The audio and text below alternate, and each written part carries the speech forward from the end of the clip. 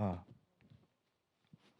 오늘 도시 디자인 아카데미 세 번째 강연을 시작하도록 하겠습니다. 오늘 강연은 세종시에서 하고 있는 건축문화재 프로그램하고 연동해서 하는 프로그램이고요.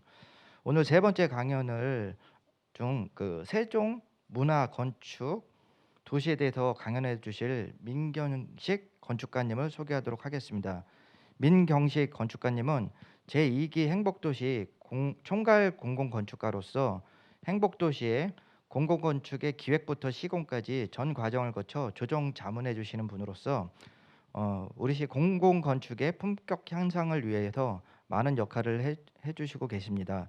아울러 건축가님 강연 이후 한남대학교 강인호 교수님, 유병고 건축사님, 이양재 건축사님이 토론자로 참여하여 강의를 진행할 예정이고요.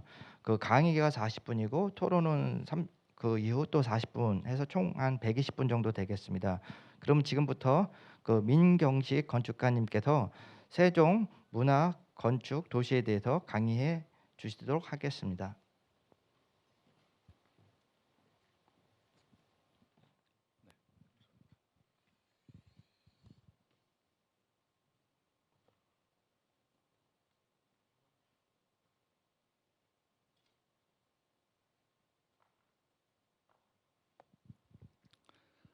네, 안녕하십니까. 방금 소개받은 민경식입니다. 어, 작금의 여러 가지 어려운 상황에 직면해 있는 도시와 시민입니다. 특히 이제 코로나 팬데믹 이후에 여러 가지 우리의 삶이 많이 변하고 있습니다.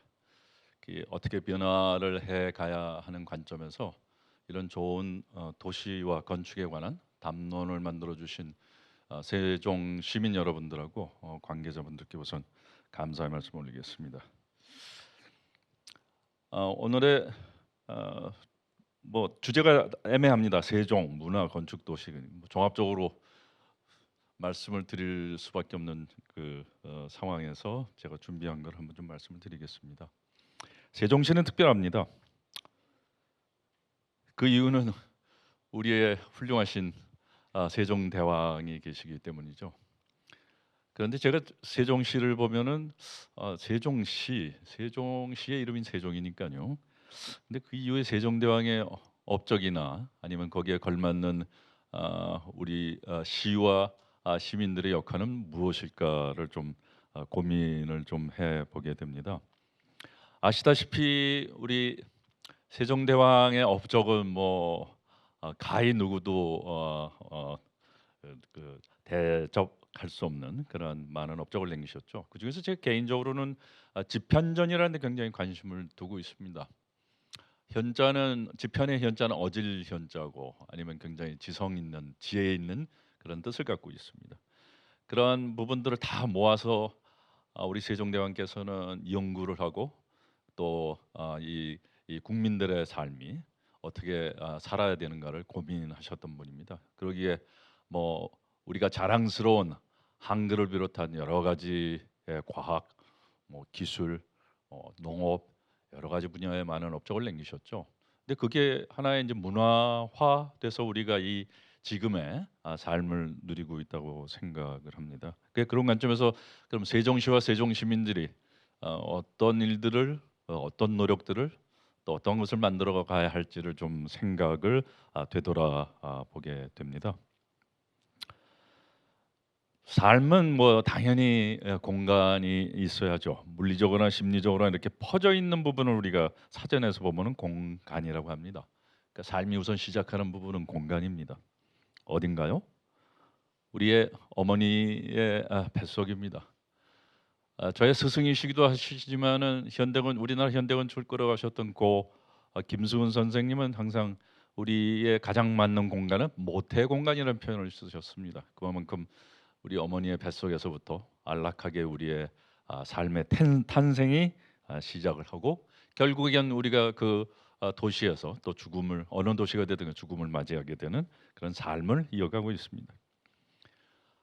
이런 삶의 보호를 받고자 하는 가장 본능적인 욕망이 이런 자기를 보호할 수 있는 공간을 만들고 있습니다. 보시다시피 움터가 되겠고 그 움터들이 또 혼자서는 살 수 없으니까 인간은 역시 여럿이 모여서 살아야 되는 그 협력체의 시작을 좀 하고 있습니다.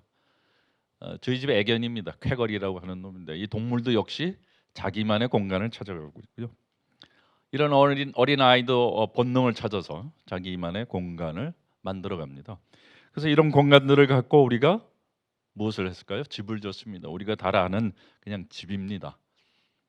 이따가 좀 더 설명을 드리기도 하겠지만은 이 집은 특별한 집입니다. 저에게는 경주에 있는 동락당이라고 하는 곳인데 1516년이죠.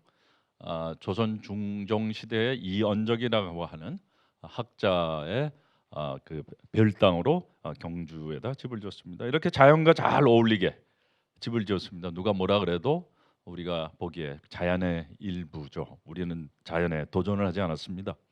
아주 순응하면서 거기에 맞는 우리 나름대로의 아름다움을 지켜가고 있는 삶을 갖고 있었습니다. 마당도 보이고 있고요. 역시 마당이죠.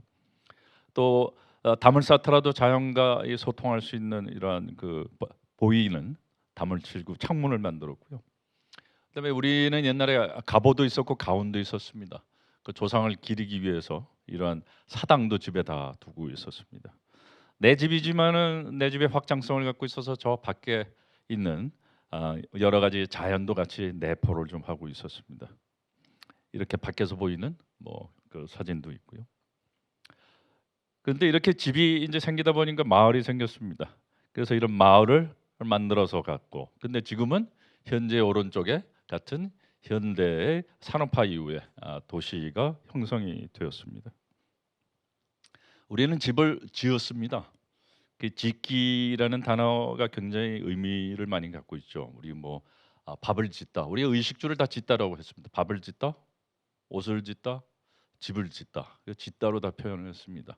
이 짓다라고 하는 거는 굉장히 큰 의미가 있습니다. 그 사전을 찾아보면은 노력과 협동과 정성으로 얻어진 것에 대한 존중의 의미를 갖고 있습니다. 이 의미를 우리가 굉장히 좀 심각하게 생각을 해볼 필요가 있을 것 같습니다. 아마 우리만이 가질 수 있는 그 여러 가지 문화의 함축적 의미가 아닐까 이렇게 생각이 듭니다. 다시 말씀드리면 공동체의 의미가 있었습니다. 집을 질 적에 우리 혼자 짓지 않았죠. 같이 마을 사람들 모여서 짓고, 농사도 마찬가지 그랬고, 밥을 짓더라도 논아 먹었습니다. 다들 불러가지고 마을 사람들 불러서 논아 먹고, 그래서 이런 공동체 다시 쉐어를 하는 나눔의 공동체를 갖고 있었다고 생각이 듭니다. 근데 지금은 기계로 농사 짓고 있습니다. 그러니까 여러 사람의 협력이 필요 없습니다. 밥도 거의 짓지 않습니다. 의식하거나 요새 그 HMR이라고 하는 또 어디 슈퍼마켓 가서 음식 사면은 그냥 다시 집에서 그냥 먹을 수 있습니다. 간편하게요. 옷을 짓지 않습니다. 요새는 다 기성품, 백화점에 가면은 기성품을 살 수가 있으니까요. 글도 짓지 않고 짓습니다. 근데 그 도구는 컴퓨터를 사용을 해서 이제 글을 짓고 있죠. 집을 졌었습니다.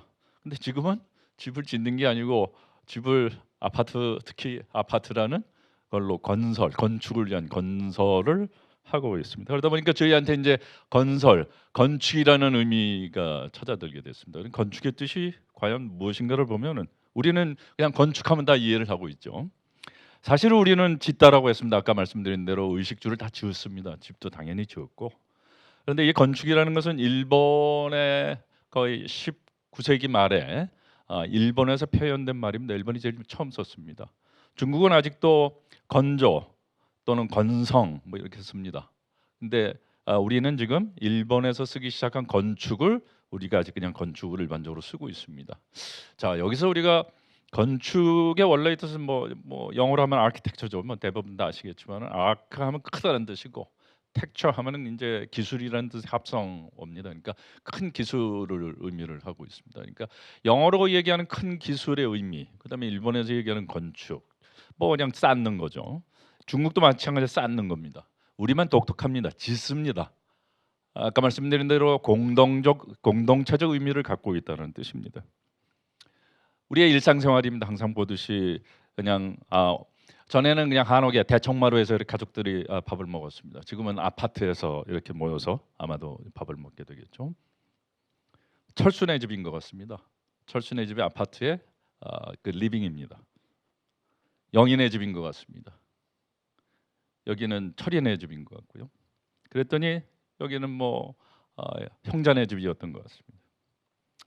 그랬더니 북한도 뭐 철수라는 집에 가보니까 이렇게 생겼다고 하더군요. 아마 우리의 삶의 패턴을 떠왔던지 아니면 그랬을까 생각하면 아닙니다.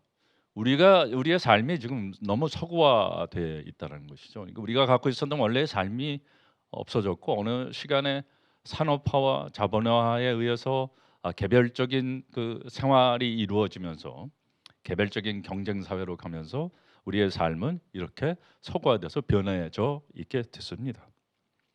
보니까 북한도 이렇게 뭐 열심히 아파트를 짓고 어디서 많이 본 건물들입니다.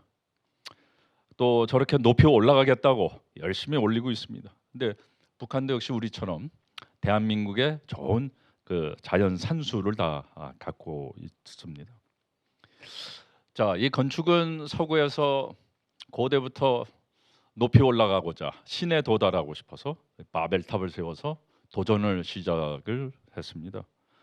그리고 이런 피라미드도 만들어서 얼마든지 올라가고 크게 만들기 시작을 했고요.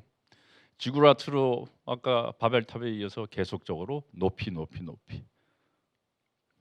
그렇지만 우리가 이 시점에서 서양과 이렇게 우리의 동양이라고 하는 부분을 하면은 좀 다르죠. 서양은 다 뭐 산지에 있었거나 그다음에 자연에 도전을 했습니다. 그래서 상당히 돌을 많이 쓰거나 뭐 이런 부분이었지만 우리는 농경민이었기 때문에 그냥 평지와 자연에 그냥 순응했습니다. 그러다 보니까 나무로 이제 거의 집을 많이 짓고 마을도 그렇게 만들었고 그러다 보니까 굉장히 유연성이 있었습니다. 그러니까 그런 유연함에 정착을 하지만은 유연함에 아주 능한 우리의 그 동양적 사고 아니었는가 생각이 듭니다. 한 15세기, 16세기 건축과 도시가 성행하기 시작한 그 서구를 한번 보겠습니다. 얼마 전에도 큰 사고가 있었습니다만은 프랑스 파리의 노틀담 성당이 한 15, 16세기. 우리는 그 당시에 창덕궁, 경복궁 같은 건물들이 생겼습니다. 이 비교를 해본다 그러면 그 같은 시기에 우리는 그대로 우리의 자연의 삶들을 유지하는 그러한 건축 짓기였지 않았나 생각이 듭니다. 굉장히 중요한 그 르네상스 후기의 중요한 건물이죠. 프랑스 죄송합니다. 이태리 그 베니스 근처에 가면 비첸체라고 하는 곳에 있는 그 빌라 라툰다라고 하는 아주 유명한 건물입니다만 관광지로도 상당히 유명합니다만은 이 중세에 있는 서구 건축의 한 획을 긋게 됐습니다. 그 성직자였던 그 알메리코가 은퇴를 하면서 여기에 자기 이제 집을 그 당시에 훌륭한 그 안드레아 팔라디오라고 하는 건축가한테 맡겼고요. 이 사진으로는 지금 잘 보이지는 않습니다만은 언덕 위에 있습니다. 그래서 사방이 다 내려다 보이는 그런 아주 좋은 죄송합니다. 좋은 위치에 이제 있게 됩니다. 이게 1566년에 뭐 시작을 해서 뭐 정확하게는 몇 년 후에 이제 완성이 됐는데 그럴 시점에 아까 보여드렸던 1516년에 된 그 동락당이라 경주에 있는 동락당입니다. 비교를 해보시면은 그 당시에 우리의 삶과 그러니까 집이죠. 그다음에 그 당시에 서구의 삶의 시작들이 어떻게 됐는지를 좀 비교해서 볼 수가 있습니다. 뭐 안에는 라춘다라고 인지 만들어서 그 위에 이제 자기의 신을 갖다가 쫓아가는 신에 대한 존경심과 경외심을 표현을 해주고 있고 또 쭉 지금 기둥 사이로 보이는 것처럼 사방의 자연들을 다 보일 수가 있습니다. 그러니까 자연을 지배를 하고자 하는 그런 욕망들이 보여지고 있고요. 왼쪽에 그 평면에서 보시면 굉장히 기하학적입니다. 아주 대칭적으로 굉장히 대칭적인 그 인위적 그 수학적 비례를 갖고 있는 그런 건축의 시작이었었습니다. 그래서 아직도 많은 우리의 건축이 저도 지금 하고 있는 건축들이 대개 이런 거에 의해서 아주 똑바르게 기하 형태로 반듯반듯 지금까지의 현대 건축으로 이어오고 있고요. 결국은 20세기 초반에 스위스 태생의 프랑스 건축가이신 우리 그 훌륭하신 르꼬르부지에 건축가분께서 20세기 초에 우리가 지금 살고 있는 도시의 풍경들을 제안을 했습니다. 벌써 뭐 좀 모자라는 100년 전의 제안이지만은 아직도 우리 이런 비슷한 그 도시의 그 풍경을 갖고 있고 이런 삶을 우리가 지금 갖고 있죠. 자, 그러면 이렇게 해서 이제 집이 모이기 시작을 했습니다. 그러다 보니까 동네가 됐고 마을이 됐고 이제 이러한 그 도시화해 가고 있죠. 그럼 도시는 뭐 무엇일까를 이제 고민을 해야 되겠죠. 뭐 이익 때문에 다 모였겠죠. 서로 협력을 하고 모이기 위해서 이게 인간의 본능이 뭐 그건 동서양을 구분하지 않고 다 모이고자 하는 이익 공동체를 만들고자 하는 부분이었을 거라고 생각이 듭니다. 그리고 지금도 도시는 여러 가지 특성들이 있습니다. 뭐 공업 도시도 있고 뭐 여기 역사 도시도 있고 뭐 여러 가지가 있는데 그럼 과연 우리의 세종시는 어떤 도시일까요? 뭐 지금까지는 행정 도시로 우리가 많이 인식을 하고 있고 또 그러한 관점에서 대한민국의 수도가 되기를 아마 희망하고 계획하고 계시리라 믿습니다. 뭐 여러 가지 그 우리의 그 한옥들에 밀집된 뭐 동네나 마을처럼 뭐 인간은 뭐 서구도 마찬가지 이렇게 마을과 동네가 시작을 했습니다.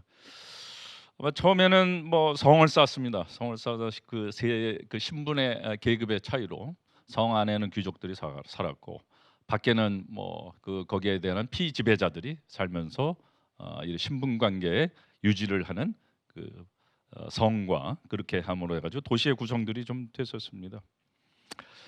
이 시점에 다시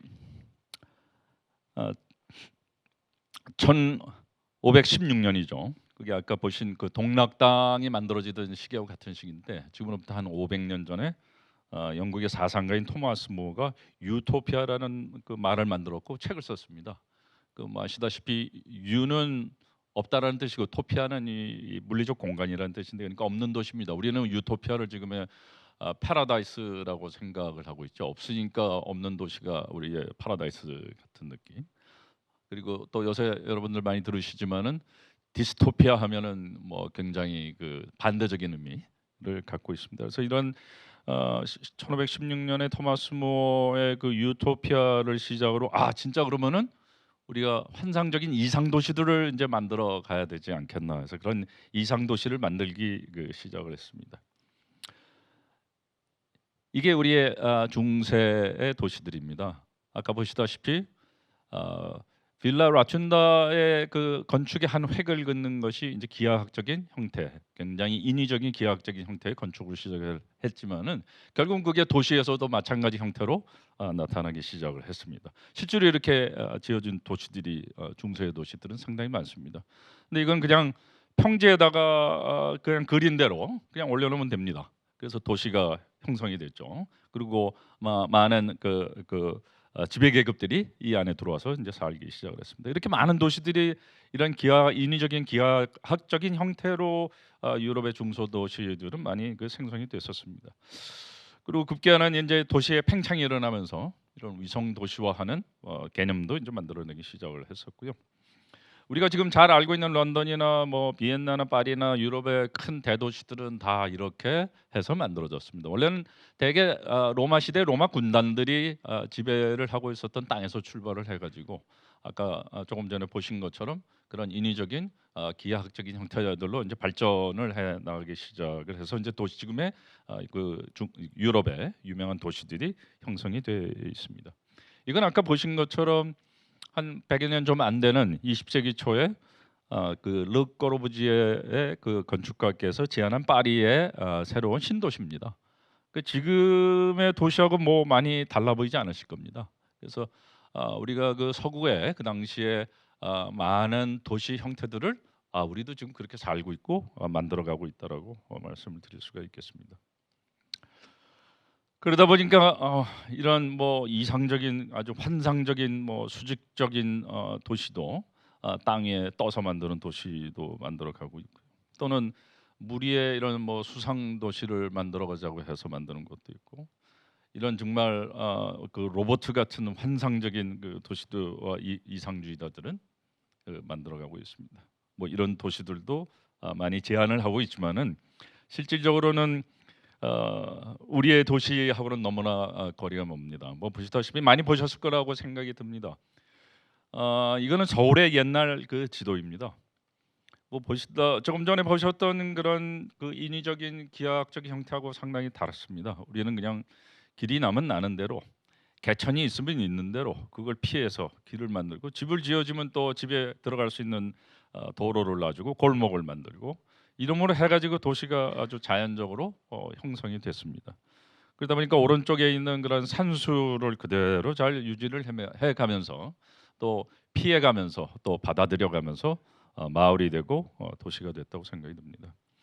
왼쪽에 다시 보시는 그 서울의 옛날 그 지도입니다. 뭐 가운데 흐르고 있는 게 한강이고요. 위에 맨 위에 북쪽에 보이는 게 뭐 북악산, 북한산이겠죠.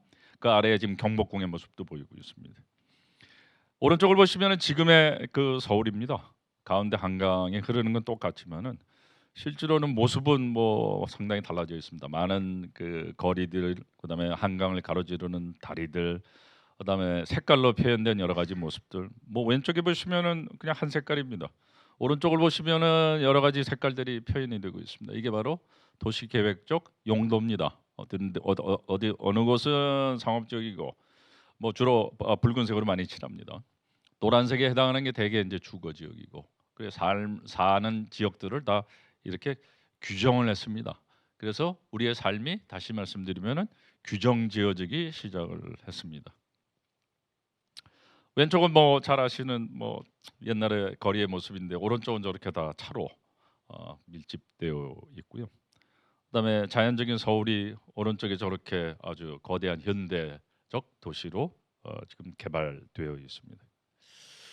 다시 왼쪽은 조금 전에 보신 그 서울의 사대문안인데 지금은 뭐 건물, 상업 건물 그리고 아파트로 다 꽉 채워져 있게 되어 있습니다.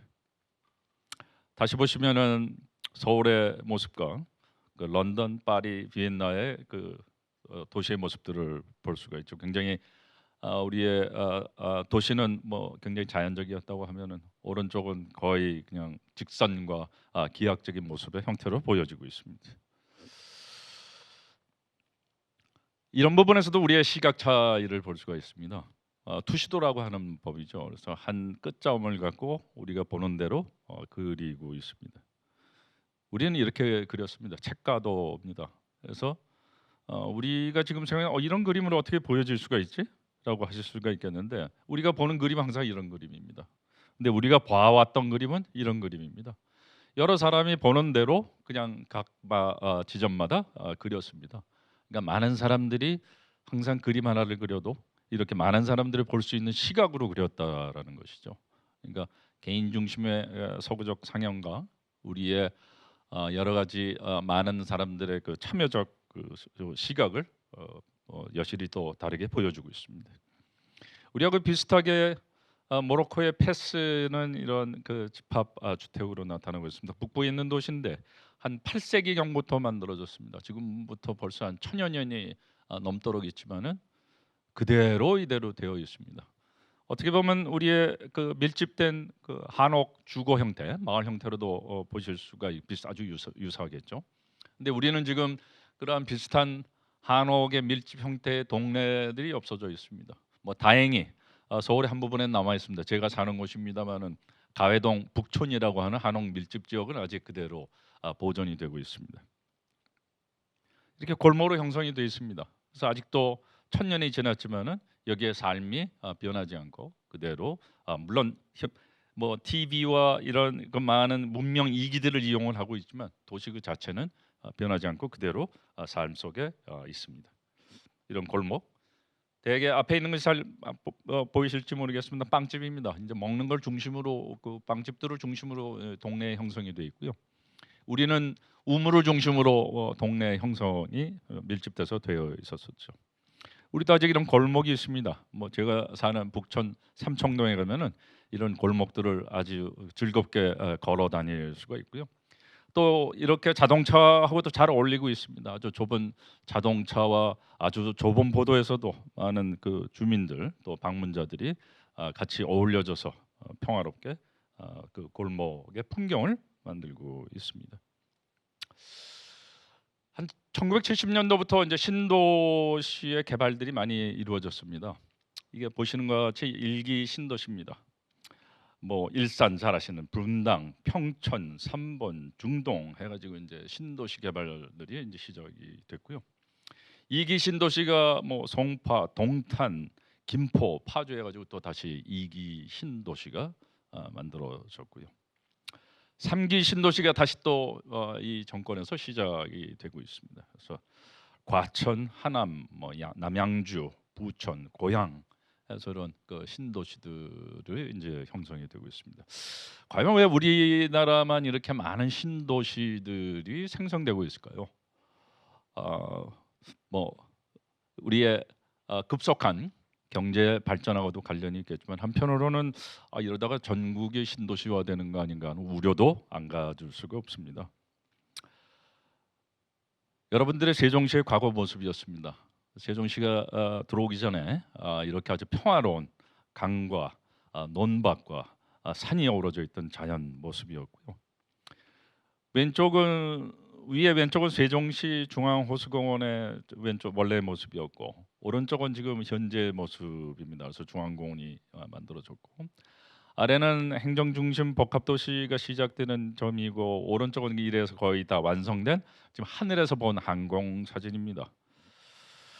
자, 이렇게 해서 세종시의 최근 모습을 같이 보실 수가 있습니다. 가운데 중앙공원과 그다음에 정부 종합청사의 모습과 그 주변에 이루어져 있는 그 여러 그 아파트 주거의 마을들입니다. 가운데 보이는 그 정부 종합청사의 건물은 굉장히 특이하게, 그다음에 그게 하나의 세종시의 특징처럼 보이고 있습니다. 근데 위는 2015년에 찍은 세종시고 아래는 2016년 9월에 촬영한 모습이네요. 이렇게 아파트로 다 이제 채워지고 있습니다. 이것을 보면은 조금 전에 봤던 그 정부 종합청사의 건물이 없이 이것만 본다면 이거 세종시인가? 여러분들도 찾을 수 있으실까 잘 모르겠습니다. 잠깐 두바이라고 하는 도시를 잠깐 보여드리겠습니다. 보시면은 굉장한 그 사막 위의 도시입니다. 저 왼쪽 위에 바닷가에는 그 야자나무 모양의 그 인공섬도 좀 만들어 가고 있습니다. 근데 이런 모래 사막에 이런 도시를 세운다? 어떻게 여러분들이 생각이 되십니까? 모래 사막에 지으니까 뭐 어떻게 지어도 상관이 없습니다. 모래 사막에는 바람이 불면은 뭐 이렇게 생겼다가 안 불면 또 저렇게 생겼다가, 이게 모래 사막이니까요. 일산입니다. 1기 신도시에 만들어진 모습이죠. 조금 전에 보신 그 세종의 아파트 단지랑 차이가 있을까요?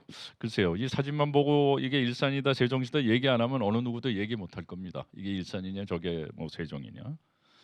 이건 역시 1기 신도시의 분당의 모습입니다. 역시 사진만 세 개를 지금 일산, 분당, 조금 전에 보여드린 세종시를 놓고 본다 그러면은 아마 구분하지 힘드실 거로 생각이 듭니다.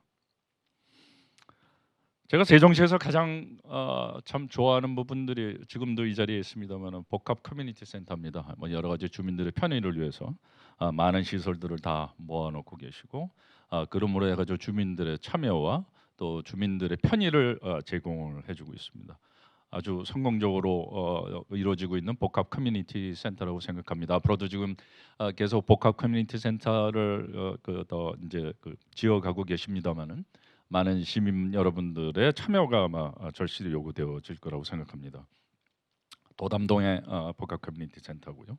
우리가 보통 그동안 인식적으로 보아오던 주민센터라든지 보건소라든지 우체국이라든지 파출소라든지 이런 부분들하고는 좀 다르게 보이는 건물들입니다. 참 현대적이고 참 좀 다르고 아주 세련돼 있고, 아름동의 포컴이 되겠고요. 종천동의 포컴이 되겠습니다.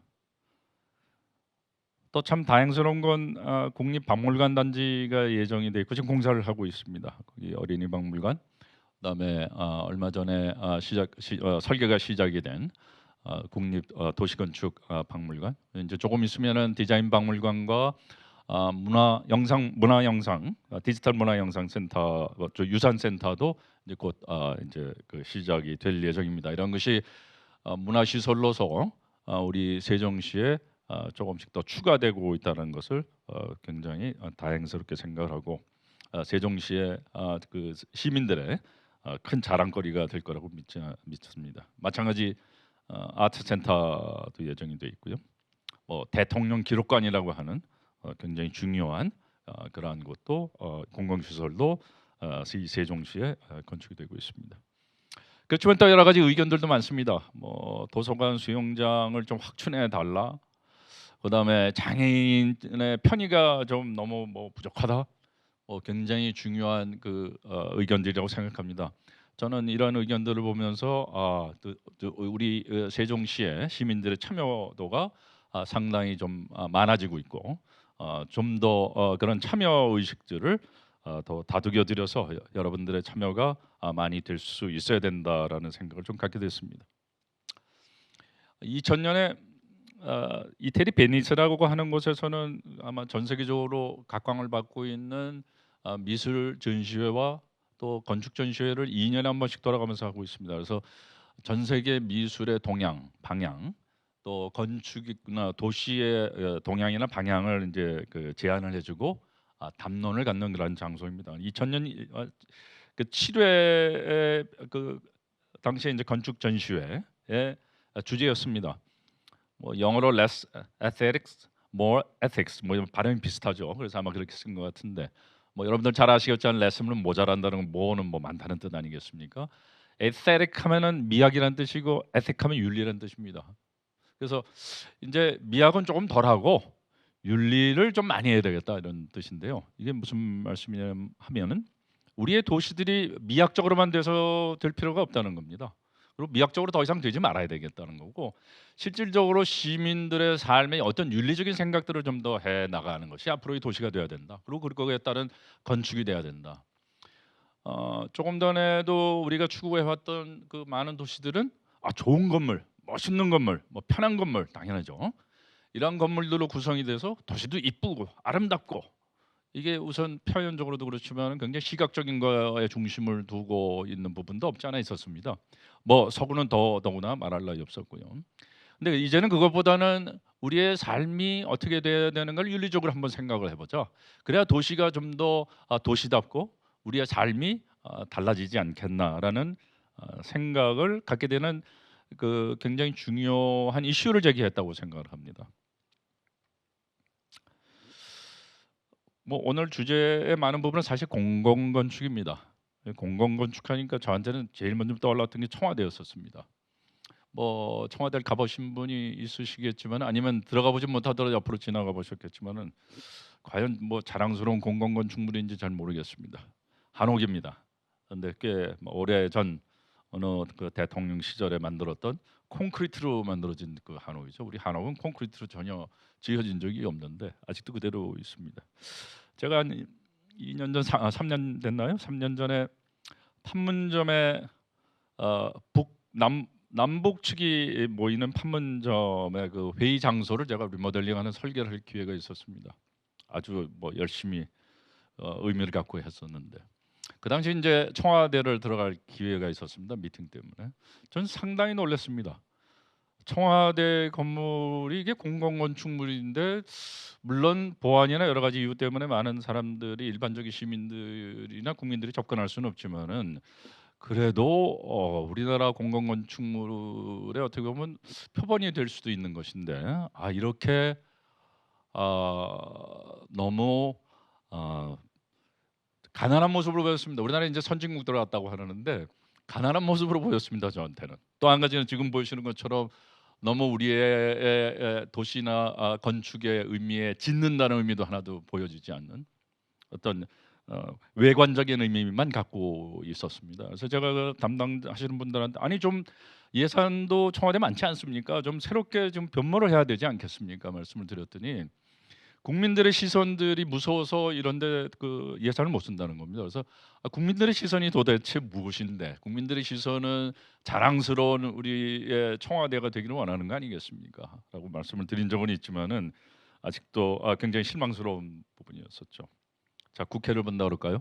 세종시 역시 이제 국회가 입성이 되게 될 예정이죠. 아마 그렇게 잘 될 거고.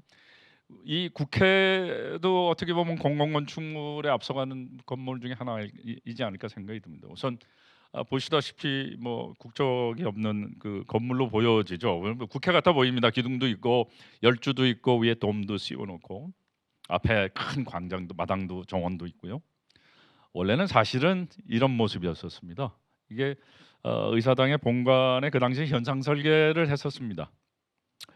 근데 이 현상 설계를 해놓고 여기다가 그 당시에 총독부 자세 기억이 나시겠지만은 그 당시에 이제 조선 총독부 일제 시대가 끝나고 중앙청우령이라는 것으로 썼었고 그다음에 바로 사실은 여기 재헌국회가 있었습니다. 그래서 재헌국회의 이미지를 그대로 따서 아니 조선 총독부에 우리 중앙정보물이 그렇게 돼 있었으니까 우리도 이쪽에 도움을 얹어야 되지 않냐 해서 도움을 얹어야 된다는 그 위정자들의 생각대로 지금 도움이 얹어졌습니다.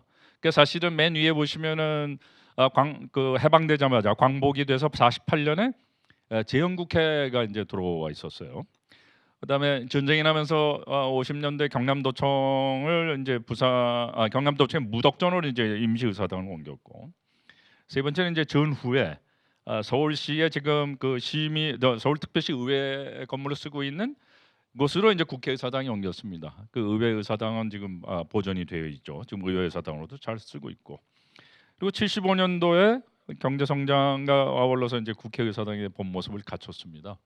자, 지나간 과거는 다 잊어버리고더라도 그럼 이제 여기 세종시의 국회의사당은 어떤 모습으로 돼야 될지가 제가 좀 상당히 좀 궁금합니다. 그리고 여러 국민뿐만 아니고 특히 이제 세종시이기 때문에 세종 시민 여러분들의 관심이 절실히 필요합니다. 잘 관찰을 하시고 이 세종시의 국회의사당이 어떠한 모습으로 보여질지 많은 관심이 절실히 필요할 겁니다.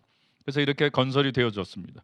그래서 급기야는 어쩔 수 없이 도움을 얹어서 근데 그 도움은 지금 쓰여지지가 않는 모습 외부의 모습일 뿐입니다. 그 내부의 공간하고는 전혀 관계가 없습니다. 다른 나라는 어떨까요? 스위스 한번 보겠습니다. 스위스의 국회의사당입니다. 이 앞에 중앙 분수도 있고 이렇게 라이팅으로 라이팅 어떤 이벤트도 밤에는 하고 굉장히 평화롭고 우리가 생각하는 국회의사당 같지 않습니다. 우리의 국회의사당은 다 펜스 쳐놓고 들어오지 못하게 하고 거기 들어가려면 보안 체크 다 하고 앞문으로 들어가는 것도 아닙니다. 저 뒷문으로 돌아 들어가야 됩니다. 국회의사당 가보셨는지 모르겠지만은 이 스위스는 여러분들 혹시 스위스 대통령이 누구신지 기억하십니까? 기억하시는 분 거의 없으실 겁니다. 저한테 이 질문을 받았을 때 역시 저도 기억 못했습니다. 그 이유는 스위스는 장관이 돌아가면서 대통령을 합니다. 그러니까 알지 못하죠. 그리고 다시 말씀드리면 알 필요가 없습니다. 이 돌아가면서 대통령을 하니까 그만큼 시스템이 잘 갖춰준 국가라는 뜻이겠죠. 대통령이 누가 돼도 스위스라는 국가는 잘 돌아가고 있습니다. 국회도 마찬가지입니다. 이렇게 시민들한테 국민들한테 열려 있습니다. 캐나다 국회의사당 역시 자기 나름대로 캐나다의 본질을 갖고 있는 모습으로 그냥 보여진다고 생각이 드는데 베를린에 있는 그 국회의사당입니다. 아주 재밌습니다. 원래 모습대로 갖고 있고 베를린에 다시 이제 천도가 되면서 통독 이후에 베를린 국회의사당을 만들었고 맨 위에 돔이 굉장히 새로 얹었습니다만은 리모델링을 해서 얹었습니다만은 노만 포스터라고 하는 건축가분이 훌륭하게 설계를 하셨는데 그 안에는 다 시민들이 올라가서 볼 수 있습니다. 제일 국회의사당의 높은 곳에를 시민들이 올라갑니다. 가서 보고 있습니다. 굉장히 의미가 있는 그런 부분이라고 생각이 들고요.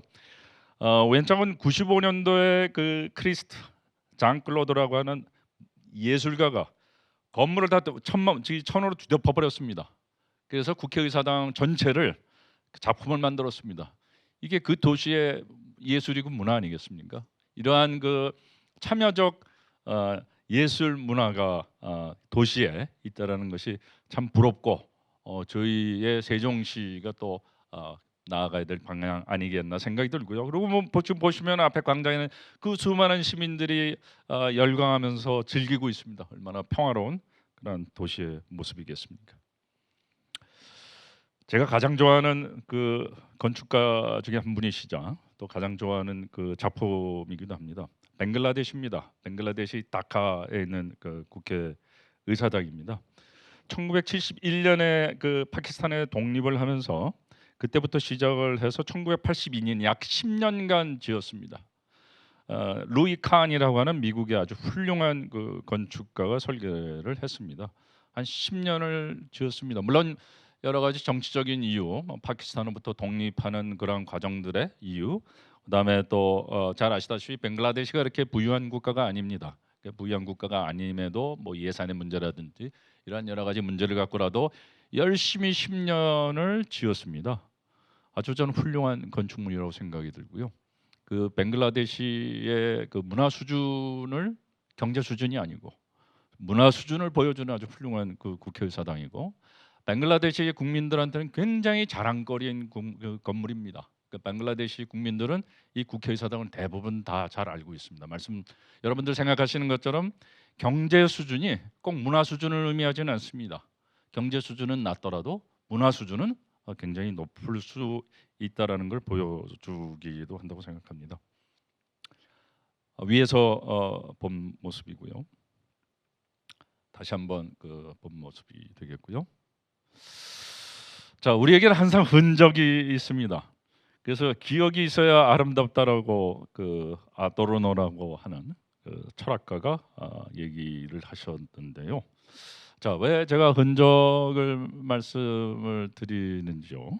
흔적은 우리의 역사입니다. 그러니까 이게 하다못해 그 낙서와 흔적을 그 혼동을 할 수도 있지만은 뭐 낙서도 흔적의 일부가 될 수는 있다고 생각합니다. 그럼 우리에게는 그런 것이 축적이 되면은 역사로 이제 이루어질 수 있다고 생각을 합니다.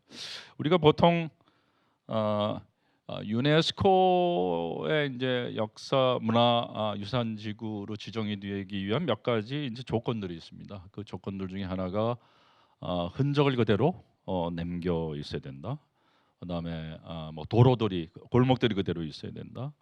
그다음에 그 도시에 아니면 마을에 높이들이 그대로 옛날처럼 이렇게 있어야 된다. 근데 가장 중요한 거는 그 당시에 삶들이 아직도 녹아 있어야 된다. 뭐 이런 얘기들을 지금 하고 있습니다. 아까 말씀드린 그 모로코의 페스 같은 데는 그대로 뭐 1000년 이상이 그대로 남아 있죠. 그러면 우리나라는 지금 그런 도시나 마을이 있습니다. 뭐 여러분들이 잘 아시는 뭐 하회 마을이라든지 이런 마을들은 있지만은 도시에는 아직 그게 녹아 있지 않은 것 같은데 그 이유는 이제 도시라고 하는 것이 우리에게는 급속한 경제 산업화에 의해서 개발이 되었던 거죠. 그래서 우리가 갖고 있던 좋은 그 흔적들, 유산들이 많이 없어졌기 때문인데요. 그러니까 꼭 이런 아까 말씀드린 대로 물리적인 것뿐만이 아니고 이런 굉장히 그 우리의 삶이 그대로 유지가 돼야 된다는 굉장히 중요한 부분이라는 걸 말씀 좀 드리고요. 제가 아주 좋아하는 고대 건물 중에 하나입니다. 잘 아시는 그리스 아테네의 그 파르테논 신전입니다. 파르테논 신전에 올라가는 그 진입로입니다. 옛날 모습으로 보이시죠? 예, 옛날 모습도 있고요.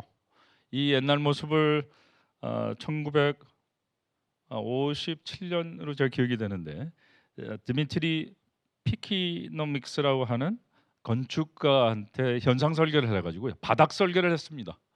그래서 옛날에 있는 모습들을 유지를 하면서 어떻게 더 그걸 지속하고 사람들이 오르락내리락 할 수 있게 하는가를 현상 설계를 했습니다. 우리가 공공건축의 현상 설계는 건축 건물만 합니다.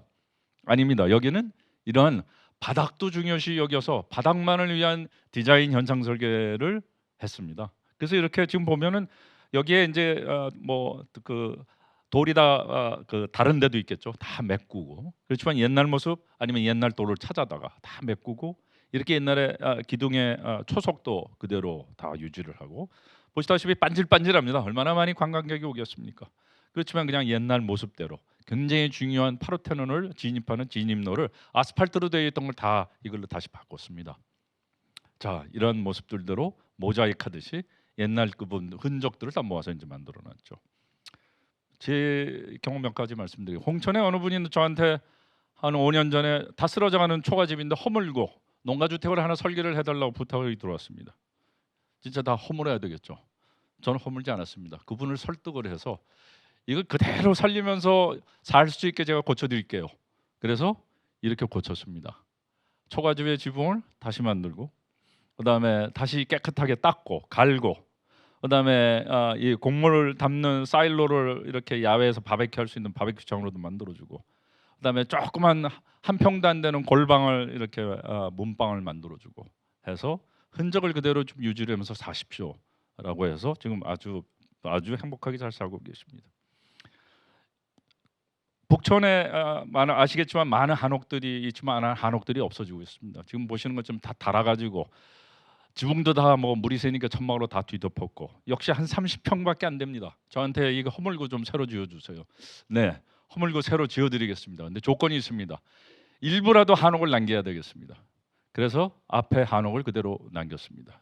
그다음에 그 위에 거의 4층에 해당하는 건물을 그 한옥의 일부를 남기면서 그 집을 지어드렸습니다. 뭐 잘 아시는 기업의 그 본사입니다. 이게 본사의 로비입니다. 근데 보통 우리가 로비하면 넓은 그 스페이스가 있습니다. 저는 앞에 지금 기둥이 하나 있는 걸 그대로 남겨뒀습니다.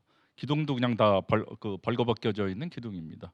맨 처음부터 저 기둥을 저는 계속 이 기업은 저보고 어떻게 쓸 거냐고 물어봤습니다. 저는 그대로 둘 겁니다. 그대로 둘 겁니다. 지금도 그대로 이렇게 있습니다. 여러분들이 보시기에는 혹시 아니 저렇게 짓다가 만 것처럼 못생긴 그 콘크리트 기둥을 어떻게 그대로 둘 수 있느냐? 그것도 어떤 훌륭한 잘 좋은 기업의 로비 가운데 이렇게 다 구멍이 파져 있습니다. 저는 주장을 했습니다. 여러분들의 노력이고 여러분들의 흔적입니다. 여러분들이 만드신 피와 땀으로 만든 건물입니다. 얼마나 자랑스럽습니까? 왜 이걸 감춥니까? 이걸 자랑스럽게 생각하십시오. 우리의 흔적이고 여러분들의 역사가 됩니다. 끝까지. 90년대 초였습니다. 우리가 잘 아는 그 당시가 아마 김영삼 정부였던 걸로 제가 기억이. 네, 그렇습니다.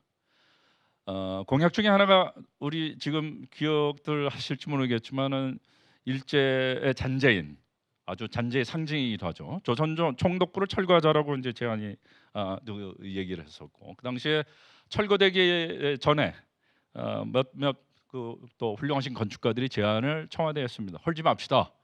헐지 말고 이거를 그대로 땅을 파서 묻읍시다. 우리의 그 치옥의 역사도 역사입니다.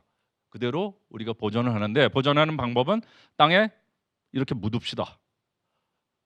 그리고 그 위를 유리로 덮읍시다.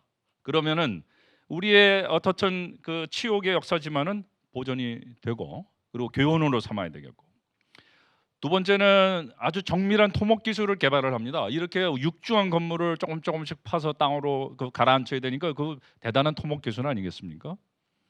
그리고 그 위를 갖다가 뭐 유리로 덮으니까 우리가 생각하는 그 북한산 쪽으로의 우리 전기는 틔워집니다.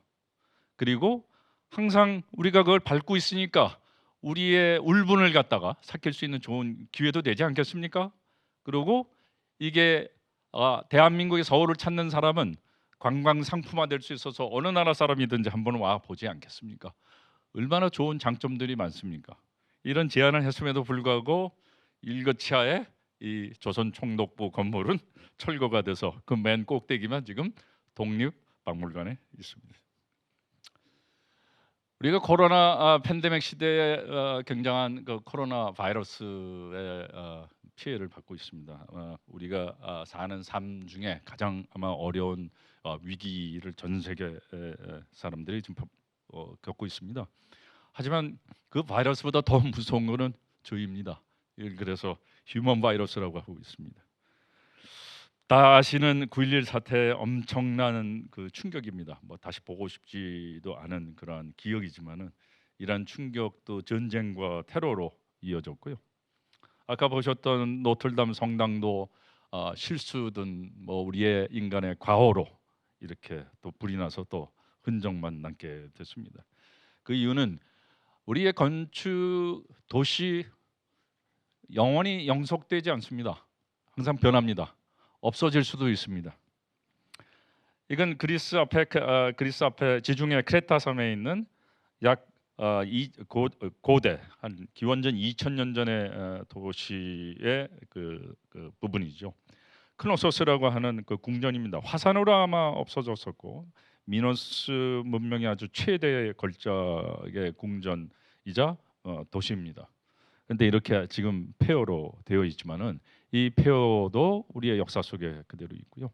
아시는 앙코르와트도 뭐 기아인지 기후 변화인지 멸망을 했습니다. 도시에 그냥 잔재로 남아 있습니다. 마추픽추 역시 아직도 이유를 제대로 모르는 채 그냥 도시의 폐허로 남아 있습니다. 역시 미국의 현대 도시조차도 몇 년 가지 못하고 이렇게 폭발을 시킵니다. 그래서 우리의 건축, 우리의 도시들은 항상 변하고 있고 언제든지 없어질 수 있습니다. 디트로이트 역시 자동차의 메카로서 그렇게 흥행하던 도시가 지금은 폐허같이 돼서 우리의 르네상스 도시를 만들겠습니다 하고 디트로이트는 선언을 지금 하고 있습니다.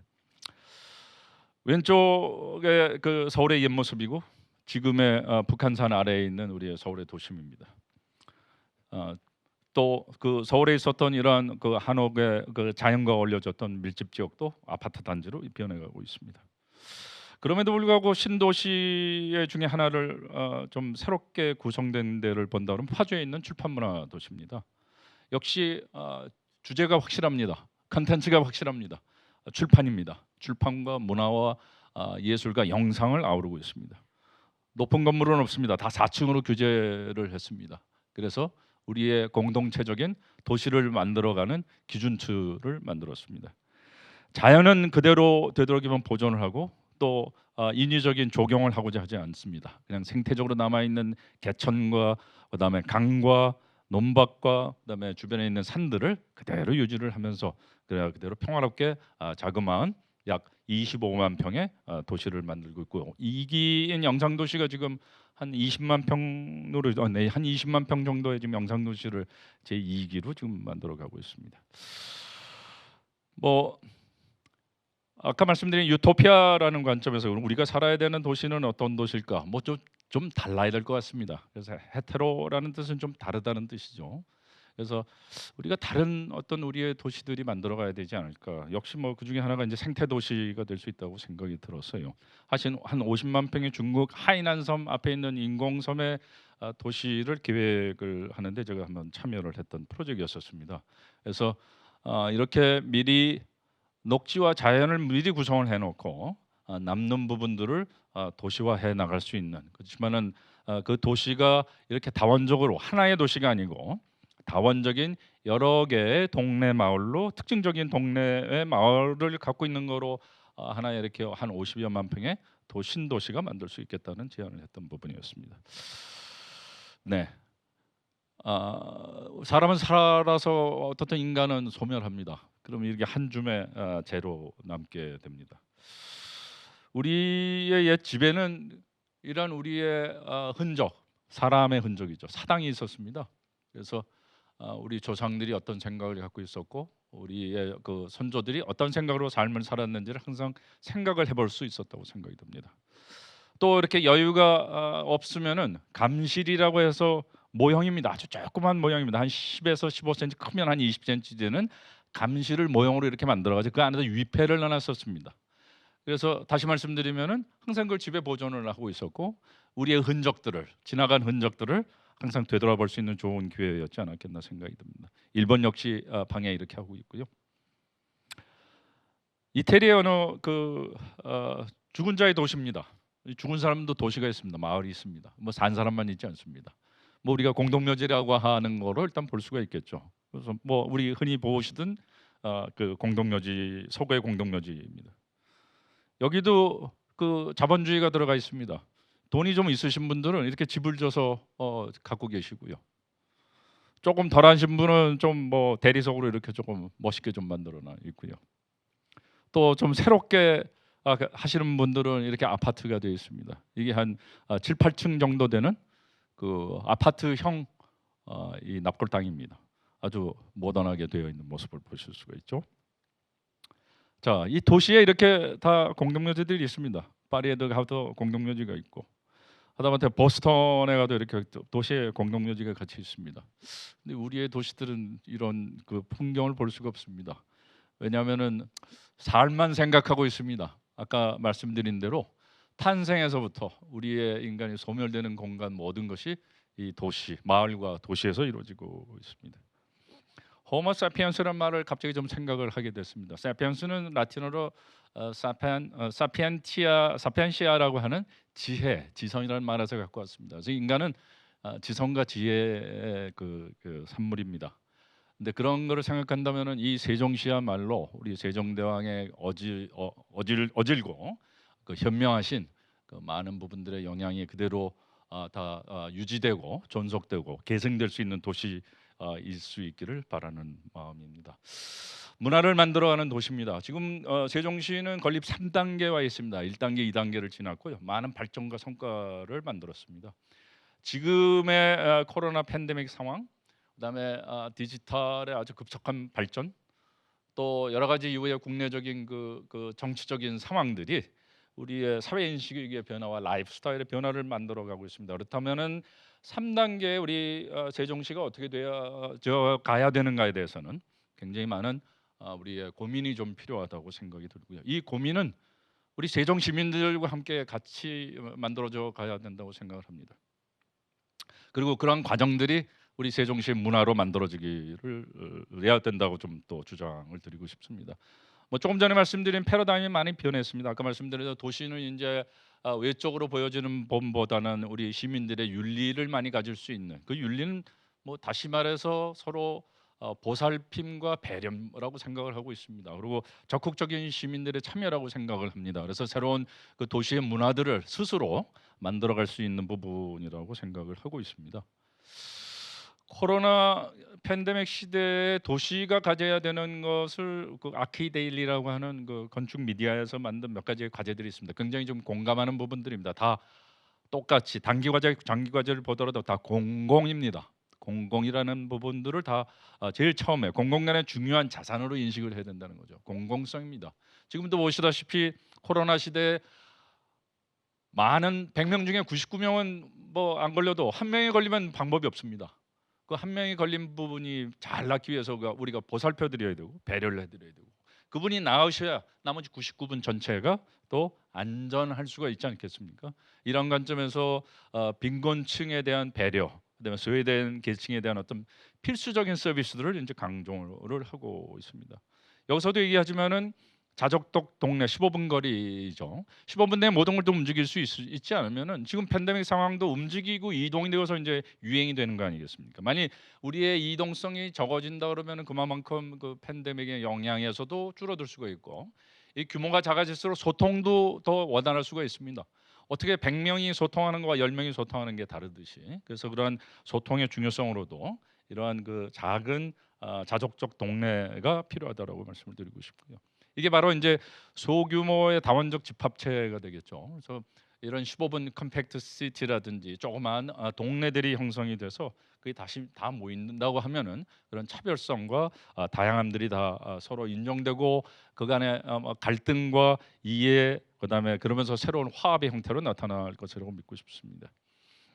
뭐 여자 많은 분들이 말씀하시는 공유와 공생이고요. 여러 가지 소셜 믹스가 돼야 될 거고 또 네이처 믹스가 돼야 될 거고 그러므로 해가지고 저출산이나 기후 변화나 고령화, 탄소 중립에 우리가 대처할 수 있어야 될 것으로 생각이 듭니다. 하나 우리가 공공의 건축이라고 하면 그 건물로만 생각을 하는데요. 그보다 사실은 시민들께서 더 많이 겪으시고 경험하시는 부분은 이 거리, 이 공원, 이 바깥 공간들입니다. 이 바깥 공간들을 여러분들만의 시민들이 적절하게 활용하고 지금 대처해 나갈 수 있는 그런 공간들로 만들어야 된다는 관점에서 많이 보행 위주의 도시로 세종시가 더 가야 되는 부분, 자전거 위주의 그 도시로 더 가야 되는 부분에 대해서 아마 좀 이 3단계 공공 건축, 공공 공간에 대한 해석들과 발전이 이루어지기를 좀 바라지 않는 바입니다. 또다시 그 세종시만이 어떻게 보면 가질 수 있는 굉장한 장점이 있다고 생각합니다. 아까 맨 처음에 보셨듯이 세종시가 이루어지기 전에 다 이건 농촌 기반의 자연 그 공동체였었습니다. 거기에 이제 새로운 신도시가 형성이 됐었는데 그런 관점에서 루럴 하면 농업이고 얼반 하면 도시가 되겠죠. 농촌과 도시가 합치된 그런 도농 공동체 그걸 뭐 우리말로 표현한다면 농시라고 어느 분들은 이제 표현을 하고는 계십니다만은 특히 우리 세종시의 이 경계 부분에서는 아주 잘 일어날 수 있는 도농 공동체 형태가 좀 있을 수 있지 않을까 생각합니다. 그러면서 아까 말씀드린 농사를 통해서 우리가 협력체가 구성이 될 수 있듯이 우리가 농사를 통해서 우리 먹거리를 우리 자급자족할 수 있는, 그리고 그러면 해가지고 그 협력의 공동체를 만들 수 있는 하나의 좋은 그 동기가 될 수 있는 하나의 그 도시 형태로도 보여줄 수 있다고 생각을 하고 있습니다. 넘어가겠습니다. 이런 모든 것들을 우리 시민 여러분들의 적극적인 참여로 이 공공건축이 관주도의 이제 공공건축이 1단계, 2단계였다 그러면은 3단계는 이런 공공건축이 여러분 시민들의 적극적인 참여로 이루어질 수 있어야 된다고 생각을 합니다. 그러면서 새로운 세종시의 그 발전 그 모식을 좀 만들어 가시고, 그게 바로 세종시의 문화이고 또 여러분들의 자존심 자랑거리가 될 수 있게 됨이 절실히 필요합니다. 그런 관점에서 여러분들의 손으로, 물론 여러 전문가들의 도움이 필요로 하시겠지만은 앞으로 세종시가 나가야 될 방향에 어떤 이런 시민의 공동적인 생각이 도시건축 선언 같은 것들을 좀 한번 만들어 보시기를 적극 좀 추천을 좀 드리고 싶습니다. 감사합니다.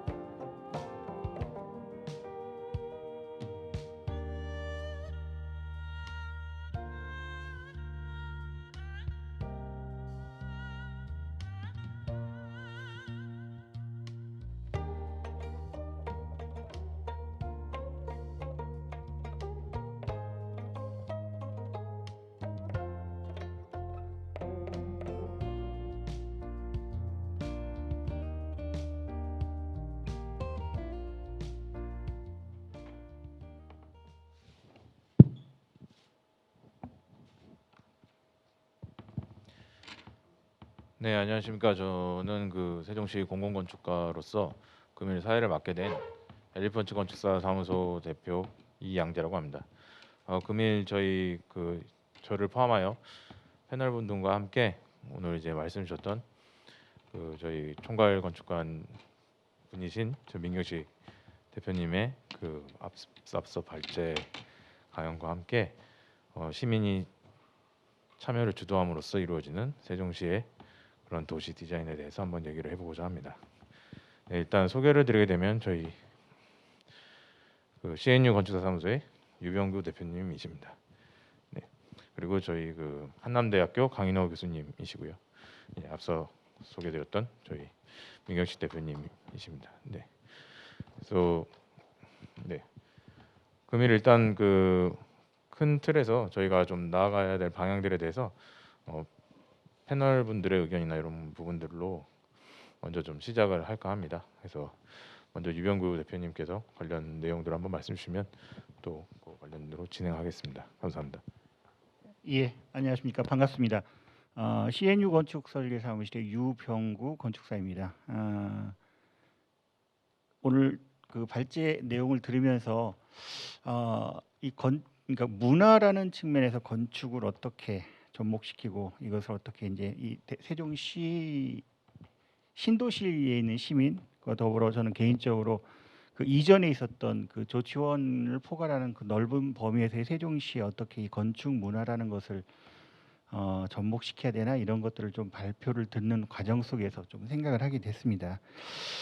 그 사실은 건축이라는 것들이 아직까지도 그 문화라는 관점을 가지고 접근하기는 조금 많이 어려운 것 같다는 생각이 들어요. 아니 그 중에 하나가 뭐 최근에 부동산 경기 때문에 어떻게 보면 뜨고 있는 세종이 다 사실 됐거든요. 근데 이게 다른 한편으로서는 건축을 문화로 보면서 접근했을 때는 사실은 그걸 이게 이해가 안 가고 용납이 안 되는 그런 상황이죠. 근데 이게 이제 또 다른 관점, 우리들이 이제 일반적으로 갖고 있었던 건축이라는 것, 뭐 다른 말로서 이제 부동산이라고도 이제 표현할 수 있는 그런 가치로서 어떤 그 건축을 바라봤기 때문에 사실은 건축을 문화로 보는 그런 시각 이런 관점들이 좀 굉장히 부족했다라고 저는 생각을 합니다.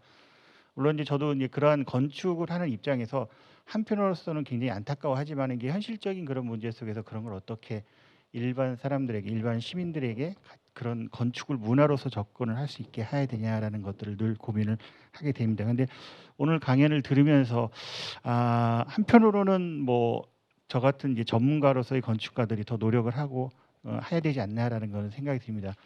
그냥 뭐 이건 여담이지만은 사실은 지금 세종 건축 문화라제라는 행사가 지금 진행이 되고 있습니다. 지금 이 순간에도 이제 다른 곳에서 동시에 진행이 되고 있는데 이런 것들을 속에서 사실 시민들에게 건축을 더 쉽게 더 잘 이해할 수 있는 그런 프로그램들을 저희들이 이제 준비하는 측에서는 준비를 했는데 이게 이제 시기적인 상황인 것 같아요. 팬데믹이라는 이런 상황 속에서 많은 분들이 접근하지 못하고 알리지를 못하는 그런 상황들이 사실 좀 안타까웠습니다. 근데 이제 아마 이제 내년이나 내후년 되면은 이런 시간들이 더 자유롭게 되지 않을까라는 그런 생각을 해서 건축을 이제는 단순히 투기나 자본의 증식의 그런 수단이 아니라 문화로서 우리들이 좀 생각을 전환을 하면서 좀 접근을 하는 것이 우리 스스로들이 좀 좋은 그런 생각을 가져야 되지 않냐라는 그런 생각을 강연 중에 좀 들었고요.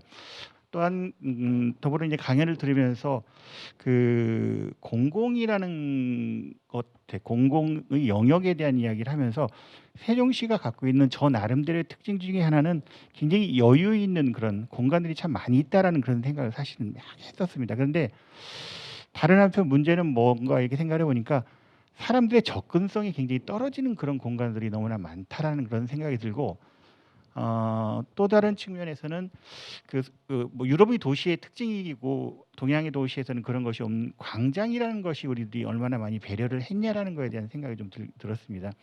그러니까 공원은 많은데 공원은 이게 같이 무언가를 할 수 있는 그런 공간들이 상대적으로 뭐 있긴 있지만은 부족한 그런 것들을 제가 이제 세종에 생활을 하면서 좀 느꼈었던 거고 오히려 그런 것들을 사람들이 모이고 이야기하고 만날 수 있는 그 광장을 그 앞에 두면서 좀 그 도시를 구성했으면 더 좋지 않았을까 만남의 장소로서의 공간들을 근데 이제 그런 것들이 좀 세종이 갖고 있는 좀 아쉬움이었다라는 생각이 들었는데 아까 이제 그 발표자께서 말씀하시는 과정 속에서 도시의 모습을 이야기하면서 그 광장이라는 것들 그러니까 특히 국회의사당 앞의 광장에 있어서 우리 현재의 국회의사당의 그 광장은 사실은 접근하기 어려운 그런 공간으로서 만들어놨잖아요. 보여지는 공간으로서. 근데 이제 그 생각이 저도 들었습니다. 여기에 새롭게 세워지는 세종에 세워지는 국회의사당은 보여지는 광장이 아니라 민주주의를 실현하고 같이 만나고 토론하는 그런 토론의 장으로서의 광장을 그 앞에 만들어 놓는다면은 세종이라는 도시가 더 좋은 도시가 되지 않을까라는 그런 생각을 아까 발표 과정 내용 속에서 저도 한번 생각을 해보게 되었고요. 또 한 가지 중요한 건 세종이라는 도시는 사실은 출발점이 새로운 계획 도시로서 시작이 됐던 거고, 그 이전에 조치원이라는 도시, 그다음에 여기가 이제 세종이 있던 데는 종촌, 뭐 대평리라고 이제 저는 기억을 하고 있는데, 그런 아주 그 시골의 도시였었다라는 그런 농촌 도시였었던 거죠. 근데 이것이 이제 성장을 해가지고 지금에 있어서의 어떻게 보면 뜨거운 감자로서의 그 세종 신도시라는 도시가 형성이 됐는데, 거기에서 이 원주민이라고도 할 수 있고 기존의 어떤 그런 역사를 이 세종이 좀 담아줬으면 좋겠다라는 그런 생각이 드는데, 한편으로서 제가 세종에서 생활하고 세종에서 한 과정 속에서 그런 것들이 배려가 좀 부족하지 않았었나라는 생각이 듭니다. 그래서 앞으로 진행되는 어떤 공공건축이나 이런 것 속에서 그 이 세종 그 계획된 이 그 신도시뿐만 아니라 주변과의 연계성들을 충분히 고려한 그런 공간 계획들을, 그런 어떤 프로그램들을 좀 만들어 가지고 건축을 이 도시를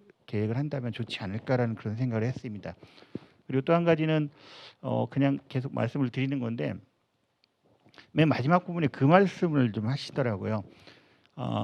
도시라는 것은 사람이 태어나서 배우고 먹고 살고 그다음에 죽음까지 담을 수 있는 도시다라는 그런 말씀을 마지막 부분에 이렇게 발표를 해주셨는데, 그 얘기를 들으면서 세종이 그런 도시인가라고 생각을 해봤습니다. 그래서 최근에 그러면서 딱 생각했던 게, 태어나는 곳 그러면 요즘은 이제 집에서 태어나지 않고 다 병원에서 태어나잖아요. 그래서 공공병원, 그러니까 충남대학교 병원이 들어섬으로써 여기 이제 탄생 부분이 생겼다라고 볼 수가 있고, 삶은 이미 그 전에 이미 형성돼 있다라는 생각이 들고, 죽음을 도시가 담고 있는 게 무엇이냐라고 했을 때 대표적으로 은하수 공원을 사실 저도 이제 생각이 딱 떠오르더라고요. 근데 너무 그러니까 하나밖에 없는 그러한 도시 그런 거더라고요. 근데 그 좀 전에 발표하시는 분이 이렇게 보여주는 사진에서 보게 되면은 일상의 생활 속에서 이렇게 접근하는 그런 어떤 공간들, 죽음을 생각하고 죽음을 준비할 수 있는 그런 공간들이 그 다른 도시가 보여줬던 사례에서도 이렇게 도심 속에서 이렇게 쉽게 그런 공공의 그런 묘지들이 있었던 것을 이렇게 보면서,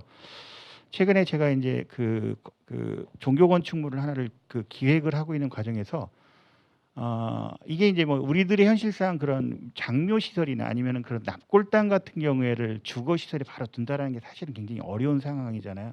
근데 이제 다행히도 제가 이렇게 기획에 참여하고 있는 그 종교 건축물을 보니까 약간 주택에서 떨어져 있는 그런 영역이더라고요. 그래서 거기에 이제 같이 이야기하는 건축사들하고 여기에 그런 장묘 시설은 아니고 그런 납골당 같은 기능을 넣으면 어떠냐라는 그런 얘기를 한번 해봤었어요. 그런데 이제 그때 내부적으로 같이 이야기하던 그 건축사들도 여기가 지금 도시 계획에 의해서 그런 것들을 할 수 없는 곳이다라고 딱 단정을 지면서 이게 그 얘기가 더 진행이 안 되더라고요.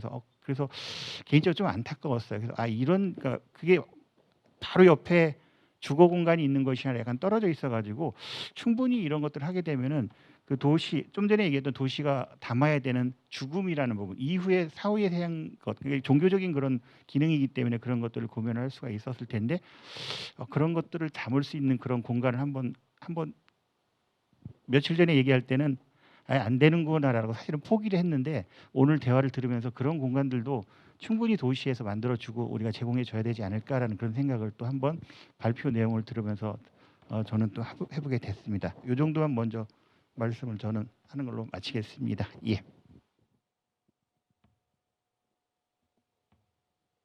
교수님께서도 한번 말씀 부탁드리겠습니다. 예.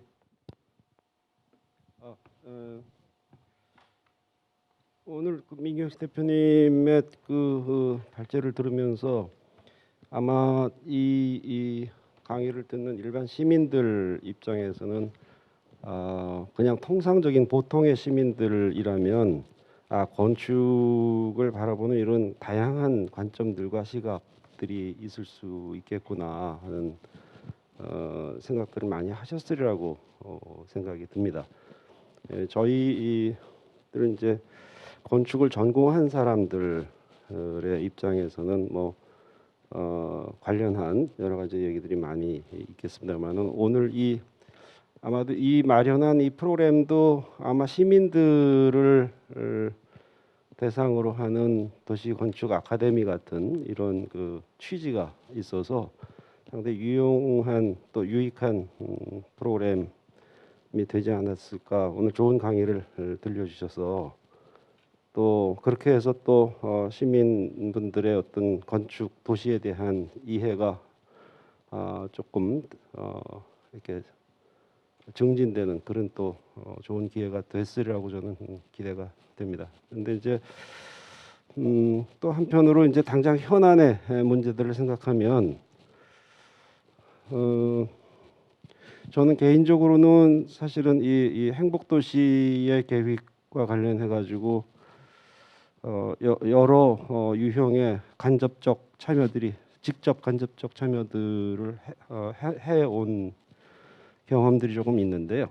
일단 아주 초기 단계에 건축위원회에 꽤 오랜 기간 동안 건축위원회 활동을 좀 했었고, 그다음에 이제 지금도 하고 있습니다만은 행정중심복합도시의 총괄자문위원회의 자문위원으로서 꽤 오랜 기간 동안 지금 위촉되어서 자문 활동을 하고 있고, 그래서 이제 그동안에 여러 중요한 프로젝트들을 거의 대부분 보고 보아오고 있는 셈인데요.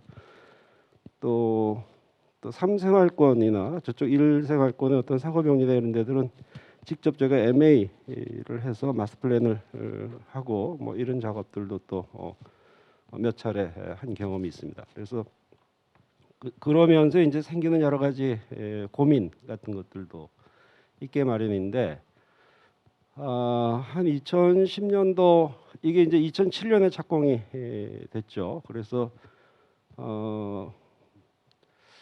행복도시 같은 경우에는 2010년도 넘어서면서부터 이제 슬슬 조금씩 뭐 일생활권 시작으로 해서 2010년대 중반쯤 오면서 일생활권부터 아파트 같은 것들이 조금씩 이제 지어지기 시작하고, 이러는 즈음쯤 외부에서 오시는 분들이나 뭐 이런 분들한테 가장 많이 들은 이야기 중에 하나가 다른 도시랑 좀 상당히 다를 줄 알았는데 별 차이가 없네.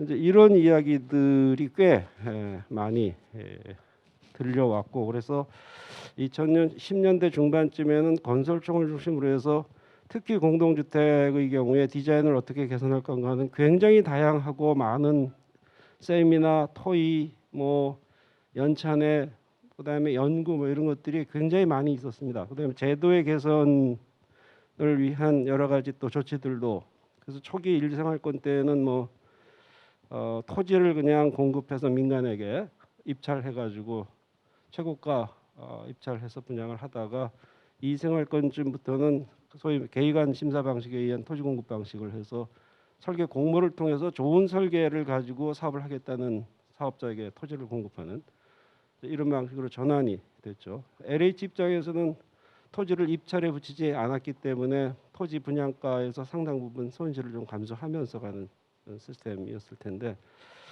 그런 여러 가지 과정들이 있었는데요. 사실은 그러면서 이제 이런 여러 가지 생각들이 좀 들었는데, 도시가 하나 이렇게 만들어져서 좋은 도시가 된다는 게, 좋은 도시가 만들어진 방식이라는 게 사실은 일반적으로 저희가 경험하는 방식은 크게 나누면 두 가지 있는 것 같아요. 하나는 주거지가 만들어지는 게 자연적 주거지가 있죠. 자연적으로 이렇게 형성되는 오랜 시간을 두고 만들어지는 그런 방식이 있는가 하면, 우리나라 신도시처럼 일시에 모든 걸 이렇게 계획을 해가지고 단기간 내에 도시를 하나 만들어내는, 이게 이제 우리가 흔히 얘기하는 계획된 주거지. 그걸 이제 영어로는 플랜드 커뮤니티 이렇게 이야기하는데, 물리적으로 계획하는 것뿐만이 아니라 가장 힘든 일은 영어 표현에서 그렇지만 플랜드 커뮤니티를 어떻게 우리가 구상하는가 또는 뭐 지향하는가, 이제 이런 것들이 굉장히 중요한 문제일 수밖에 없는데, 그런데 실제로 우리가 도시에서 강조하는 것은 어떤 시간의 켜라든지 기억이라든지 흔적이라든지 또는 어떤 건물들이 또 조금 어떤 시간의 때가 묻고 누적되고 이런 것들, 그다음에 또 도시가 만들어질 때도 처음에 일정한 도시가 한꺼번에 탁 만들어진 게 아니라 조금 만들어졌다가 확장하고 확장되고 해서 수능적인 어떤 변화의 과정들을 오랜 시간을 거치면서 가게 되는데 신도시는 그렇지가 않아서 이게 이제 일시의 도시를 만드는 방식으로 이걸 하다 보니까 어떤 건축을 어떻게 여기에다 집어넣을 건지에 대한 생각들이 소위 말해서 이거는 전문가의 영역에서 구상되고 한꺼번에 만들어져야 된다는 이런 아주 다른 시스템들로서 이게 형성돼야 되는 이런 조건들.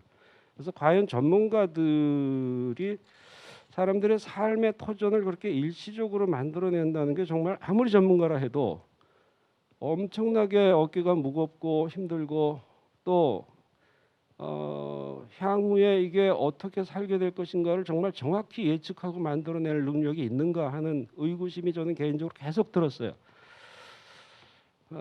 그래서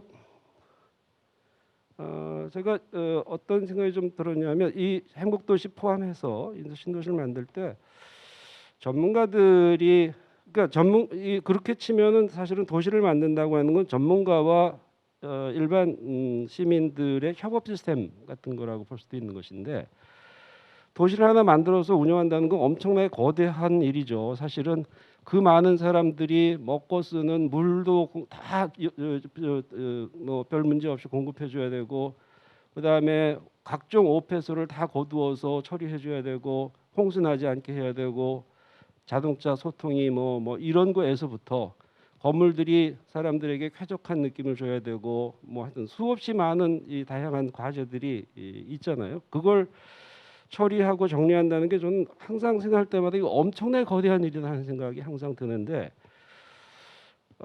그런 것들을 이렇게 해나가면서 조금 저희들이 좀 고민해봐야 될 부분 중에 하나는 건축물이 자연적 주거지가 만들어지는 것처럼 이 도시를 만들 수는 없지만 그럼에도 불구하고 단기간 내에 만들어야 된다는 이 주어진 조건 속에서 그럼에도 불구하고 뭔가 시민들이 손에 남겨놓을 만한 게 없는가 여지를 남겨놓는 거 또 좀 조금 비워두는 거 또는 지금 손대지 않고 조금 이렇게 시간의 켜가 쌓이도록 할 수 있는 뭔가를 좀 이렇게 그냥 유보해 두는 거 이런 것들도 전문가들이 해야 될 중요한 역할과 기능 중에 하나 아닌가 하는 생각을 늘 하게 되는데 그런 일 하나 하고 전문가들에게 주어진 숙제가 또는 도시를 만들면서 지금 이 행정복합도 이렇게 단기간 내에 도시를 만드는 이런 경우에는 그런 것들은 사실은 당위적으로 그런 것들을 해봄직하지 않은가 하는 측면에서 아까 민경식 대표님 말씀하신 말 중에 예를 들어서 less aesthetics, more ethics 할 때 이 more ethics라는 게 뭔가를 남겨두는 게 오히려 ethics의 시민들이 손에 좀 남겨두는 거. 그런데 그럼에도 불구하고 또 전문가들이 해야 될 일 중에 하나는 단기간 내에 만들어야 된다는 현실적 문제들 그 몫이 또 있어서 보편적인 이 뭐 행복도시라면 행복도시를 구성하는 각종 건축 도시의 어떤 보편적 코드들을 어떻게 만들어 놓을 건가 또 갖고 싶은 도시의 이미지를 어떻게 구축하고 그 이미지를 공유할 건가 또 좋은 건축을 얻어낼 수 있는 시스템을 어떻게 짤 건가 제도와 뭐 이런 것들에 대한 고민이 또 한편으로 없을 수는 없고 그냥 뭐 남겨두고 오랜 시간 동안 시민들의 손에 남겨서 켜를 쌓아가자 이렇게 이야기할 수만은 없단 말이죠. 이 신도시라고 하는 시스템 자체가. 그래서 이 두 가지 일을 어떻게 동시적으로 할 건가 하는 게 이 도시를 이렇게 새롭게 플랜드 유닛 커뮤니티를 만들면서 우리에게 주어진 숙제가 아닌가 하는 생각이 항상 좀 들고 또 시민들도 그런 관점에서 적극적으로 그러니까 남겨진 부분들 시민들의 몫에 의해서 남겨진 부분들을 어떻게 채워나갈 건가 하는 것들도 함께 공유하고 고민하고 이런 그 소위 말해서 전문가와 시민의 협업 시스템을 어떻게 잘 짤 건가 하는 이런 게 현실적인 숙제들 아닌가. 사실은 일반인들은 건축가들이 전문가들이 생각하는 것처럼 건축가의 어떤 개인적 어떤 그 능력이나 아니면은 스타 건축가의 어떤 출연이나 이런 것들도 중요하게 생각할 것 같지만 얼마 전에 조사한 거 보니까 우리나라 국민들 대상으로 아는 건축가를 그러니까 건축가 중에 아는 사람 누구 있습니까 물어봤는데 75%가 한 명도 없다예요. 75%가 한 명도 없다고. 가장 많이 나 아는 사람 하나 있다. 이름 누구냐 이렇게 해서 가장 많이 나온 사람이 가우디예요. 6%. 그다음에 김수근 선생님이 4% 나왔고 의외로 깜짝 놀란 게 유현준 씨가 2.9% 나왔어요. 그래서 건축 근데 저는 건축가 75%고 아는 사람 아는 건축가 없다고 하는 게 그렇게 크게 문제가 된다고 생각되지는 않았어요, 사실은. 도시가 만들어내는 시스템들을 우리가 잘 만들어내는 이런 것들, 그다음에 협업 시스템을 어떻게 잘 만들어낼 건가 해서 시스템을 짜는 게 훨씬 더 중요한 문제 아닌가 하는 생각이 좀 들어서.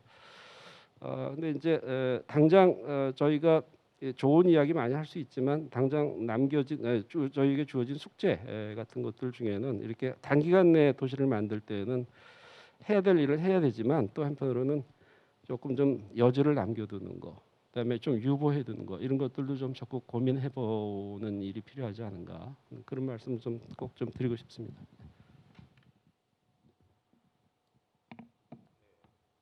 네, 말씀 감사드립니다. 저도 이제 사회자 겸 저 패널로서 일부 말씀드리게 되면 저도 이제 세종에 내려와서 거주한 지는 이제 한 6년 정도 되었고요. 그렇게 보다 보니까 이제 초기에 비해서 계속 이제 발전하는 세종시의 모습이 좀 거주민으로서도 그렇고 참 뿌듯합니다. 세종 시민으로서. 근데 보면은 이제 어쨌든 단기간에 그 완성되는 부분에 대한 게 일단은 먼저 하드웨어가 되겠죠. 건물이 지어져야 사용자나 거주민들이 와서 또 쓸 테니까요. 그래서 어느덧 지금 저희가 세종 같은 이제 행정중심 복합도시를 기준으로 보게 되면 이제 3단계 정도의 그런 그 지금 도시 조성으로 지금 넘어가고 있습니다. 제가 보기에는 어떻게 보면 그런 입주되는 그 생활권이라든지 아니면 지어지고 나서 와서 거주하시는 분들의 어떻게 보면 도시에 대한 접근 단계로서는 아직 1단계인 것 같아요. 어떻든 시간적인 격차가 발생할 수밖에 없는 게 있고요. 그러다 보니까 막상 지금 하드웨어적인 부분에서의 발전 속도와 그 다음에 소프트웨어적인 부분에서의 그 격차가 좀 발생하는 게 있는 것 같습니다. 그런 부분들은 이제 당연히 저희가 차근차근 그 소프트웨어의 그 시민 참여적인 부분이나 이런 걸로 아까 그 강인하 교수님과 유병규 대표님은 물론 이제 저희 그 민경식 대표님이 말씀 주신 것처럼 시민 참여적인 부분으로 좀 더 그 갭을 극복할 수 있는 부분에 대한 게 많이 좀 필요할 것 같고요. 그런 부분들에 대한 공간이라든지 그런 부분에 대한 어떤 여지, 그리고 꼭 이게 뭐 어떤 3단계까지 해가지고 도시를 완성한다는 그런 개념이 아니라 조금 더 추후에 시간을 두고 볼 수 있는 부분들에 대한 것들이 열리면 또 좋을 것 같습니다. 아울러 세종 같은 경우는 이제 도농 복합 도시로서 이제 기존의 조치원이라든지 저희 인근에 있는 뭐 전이가 됐던 뭐 그런 그 지역에 이제 저희가 행복 도시가 같이 생기는 거다 보니까 사실 특별한 부분들이 더 많은 것 같습니다.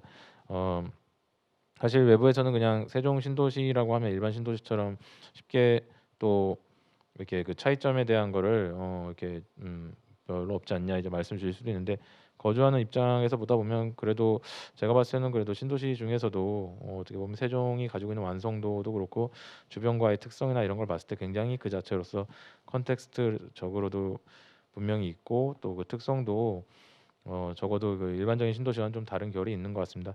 가장 큰 특성 중에 하나는 이제 아무래도 저희가 행정 중심 복합에 대한 부분이 좀 있다 보니까 어떻게 보면 그 공공성이라는 부분에 대한 성격이 알게 모르게 도시 전역에 스며 있죠. 그래서 사실 다른 도시에서는 조금 하기 힘든 여러 시도들이 많이 있습니다. 너무 잘 아시지만 저희는 뭐 신도시 같은 경우에 이제 아파트의 어떤 그런 브랜드명이나 이런 거를 노출 못하게 하는 것도 있고, 예를 들면은 저희가 그 지금 이생활권이나 이런 데를 보면 아파트들 단지들을 연결하는 코리도가 하나 있죠.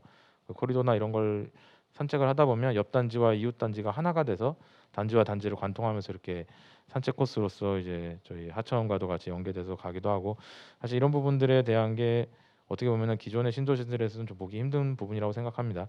그리고 그런 것들이 점차 보콤이라는 어떤 그 커뮤니티 공간으로 만든 이런 특별한 시설들도 저희 행정중심 복합도시에서 시도를 하면서 이게 하나의 어떤 그 시설로서의 그 가능성을 가지고 이제 점차 조치원이라든지 이제 주변으로도 확장돼서 세종시의 시민들은 다 누릴 수 있는 좀 더 그런 편안한 시설로 늘어나고 있는 것도 마찬가지라고 생각하고요. 그래서 전반적으로 제가 세종시를 바라보는 관점에서는 이제 어떻게 보면 신도시가 가지는 새로움과 그리고 조치원을 위시한 기존에 있던 이제 연기군이나 이렇게 있던 그런 곳에서 보여지는 어떤 그 예전의 모습들이 어우러질 수 있는 가능성이 분명히 있고요.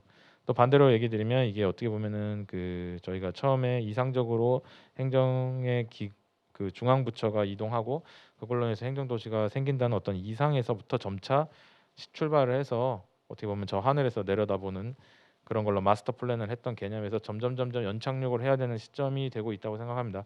그래서 조금 더 현실이라는 부분에 대한 걸 저희가 실제로 더 염두를 해야 되고요. 예를 들면 그런 쪽에서 봤을 때 저희가 단적으로 그 기존의 마스터 플랜 같은 경우에는 지구 단위 계획 지침상에서 저 행정중심 복합도시 쪽을 말씀을 드리면 지구 단위 계획 중심이나 이런 식으로 되다 보니까 이제 그 구역들을 이제 좀 명확하게 분리한 게 있었죠. 예를 들면 상업, 주거 이런 식으로 이제 다 나눴는데 그런 부분들이 어떻게 보면은 이제 현실적인 부분에서는 조금 기능을 이제 좀 조정이 필요할 때도 된 부분이 있죠. 공실이 너무 많은 데도 있고 반대로 예를 들면 주거랑 상업이 너무 좀 분리가 되다 보니까 상업 공간이 그렇게 될 경우는 이제 도로나 그 가로 주변이 이제 활력이 떨어지고 결과적으로 걷기가 힘든 어떻게 보면 보행 친화적이지가 않은 그런 부분이 좀 있는 것 같습니다. 얼마 전에 저희가 방곡동에서 그런 부분들에 대한 시도가 이제 어떻게 보면 이제 그 XY 축에서만 나뉘었던 그런 단계가 아니라 Z축 개념에서 복합적으로 용도가 바뀌는 걸로 해서 한번 시도된 적이 있었죠. 조그마긴 합니다만 그 세종 같은 경우는 이제 그런 단독주택 주거 같은 경우도 단독주택이 딱 분리만 되고 있었는데 얼마 전에 그 방곡동에서 저희가 나온 거나 이런 거 보면 복합 용도로 해서 이제 근린 생활과 주거가 함께 묶여서 시도가 이제 분양이 이제 토지가 이제 되고 했었는데요. 입찰이 말씀드리고 싶은 건 이제 그런 식의 어떤 조금 더 미세한 부분들에 대한 접근이 현실적인 경험과 그리고 사용자들 제일 중요한 건 결국 시민들이죠. 시민들이 조금 더 갖고 나가고 메꿔 나가면서 이게 더 이상 어떤 이상적인 개혁과 어떻게 보면은 그런 그 플래너로서의 그런 아까 말씀 주셨지만 강동 교수님께서 그런 전문가들의 의견에 대한 거를 충분히 반영을 하면서도 지역에 거주하시는 분들의 그 현실적인 그런 이제 만들어가는 메꾸는 부분들이 필요한 단계가 되지 않았을까 싶습니다. 그래서 일단 뭐 그런 부분에서 저는 아까 그 민경식 대표님께서 말씀 주신 부분에서 좀 공감을 한 부분이 있고요. 저희가 그러면 한 번 더 지금 패널 분들께 저희 민경식 대표님을 포함해서 문의드리고 싶은 것 중에 하나가 어떻게 보면 저희가 그럼에도 불구하고 이런 세종시 발전 방향에 대한 조금 더 간략한 제언에 대한 거를 한번 그 전문가분들께서 생각하시는 부분들에 대해서 간략하게 좀 문의를 드리고 싶습니다. 아까 좋은 말씀 해주시고 하셨는데요. 저희 그 총괄 건축가이시고 또 오늘 그 발제를 해주셨던 먼저 이제 민경식 건축가님 대표님께 세종시 발전 방향에 대한 간략한 제언을 먼저 문의를 드리고요. 그 다음에 이제 강인호 교수님, 그 다음에 유병규 대표님 이 순으로 다시 한번 패널 분들의 의견 문의드리고자 합니다. 네, 우리 세 선생님의 아주 고견에 다시 한번 제가 공감하면서 감사드립니다. 우선 세종시 하면 저한테 우스갯소리입니다. 세종대왕께 세종시나 세종시민들의 로얄티 지불을 하는가요? 항상 궁금했습니다. 그러니까 세종대왕은 우리 훌륭한 조선의 우리의 선조이시죠. 그래서 많은 그 지금의 작금의 여러 가지 저희의 위상을 만들어 주는데 큰 역할을 하셨다 생각합니다. 왜 그 말씀을 드리냐면 또 한편은 전문가십니다. 우리 한글 로얄티를 세종대왕께 드려야 되는 거 아닙니까? 네, 잘 모르겠습니다. 다시 말씀드리면은 세종시가 지금까지 이렇게 발전하고 면모를 갖추는 그 여러 훌륭한 전문가분들의 노력이 없었으면 아마 좀 불가능했었을 거라고 생각이 듭니다. 그래서 그분들의 노고에 정말 좀 저희가 시민 여러분들을 포함해서 다 감사를 드려야 된다고 좀 생각을 좀 하고 있습니다. 또 반면에 혹자는 이런 의견도 갖고 계십니다. 지금 1단계, 2단계가 아주 급속하게 지금 말씀 주신 것처럼 세종시가 구성이 돼 왔습니다. 뭐 진짜 뒤돌아볼 시간도 없이 오셨을 거라고 생각이 들고요.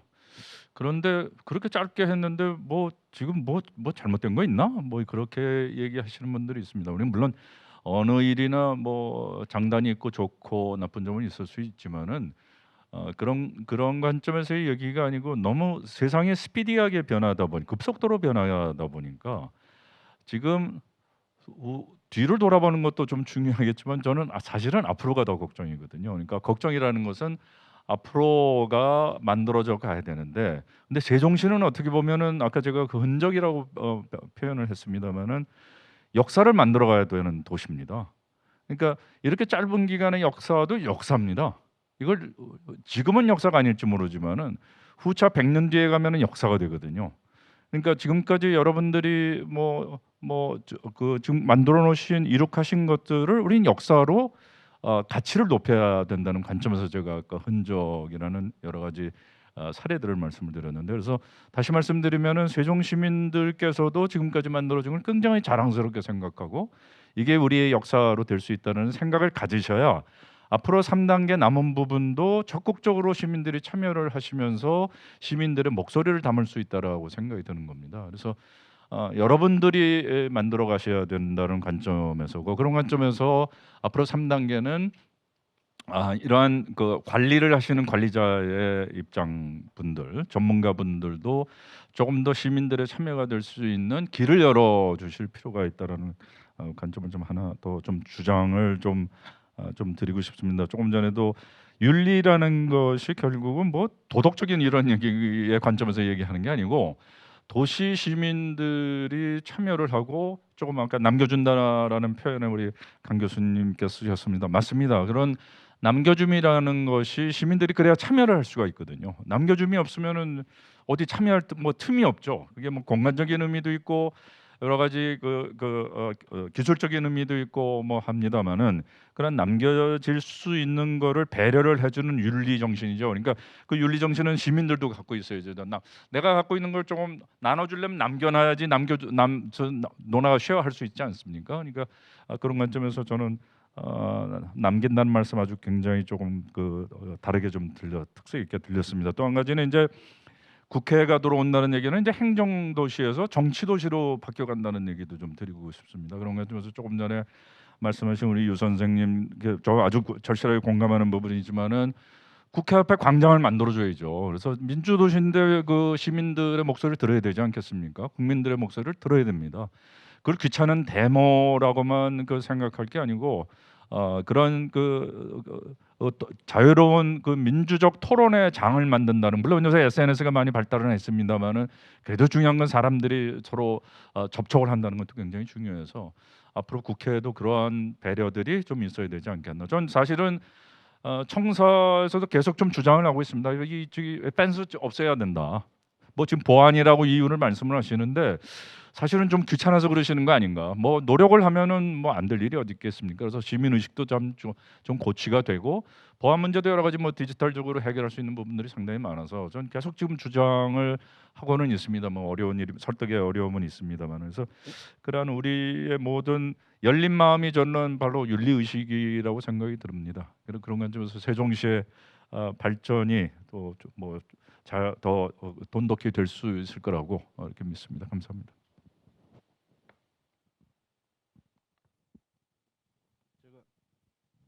예.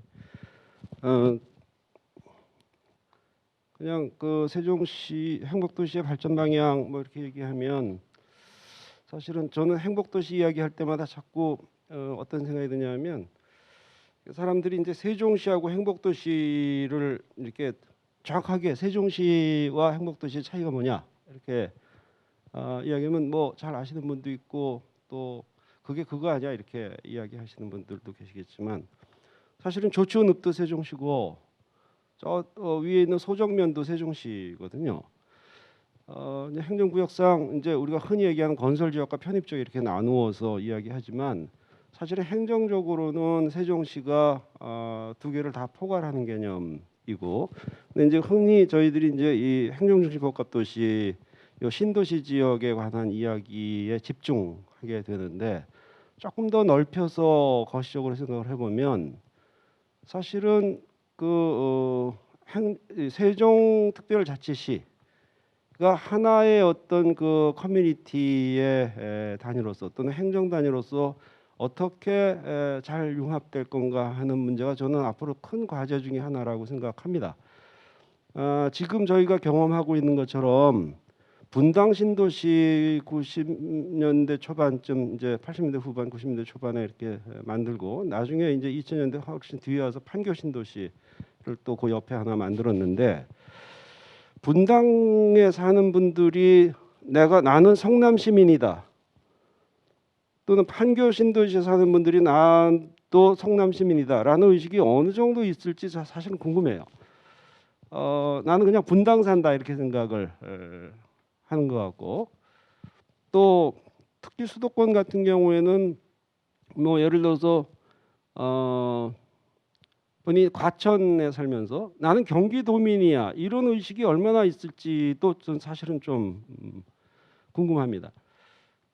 그런 것처럼 행복도시 사는 분들이 나는 세종시민이야 하는 거, 그다음에 소정면에 사는 분들이 세종시민이야라고 하는 것이 큰 차이가 없는 어떤 인식의 어떤 융합이라고 그럴까요? 이런 것들이 좀 만들어지는 게 상당히 큰 숙제 중에 하나 아닐까 하는 생각이 들어서 이건 행정적인 노력도 필요하지만 여러 가지 건축적 이런 조치나 노력들도 저는 건축이나 도시 쪽에서도 할 숙제들이 찾아보면 상당히 있을 것이다 하는 생각이 좀 들고요.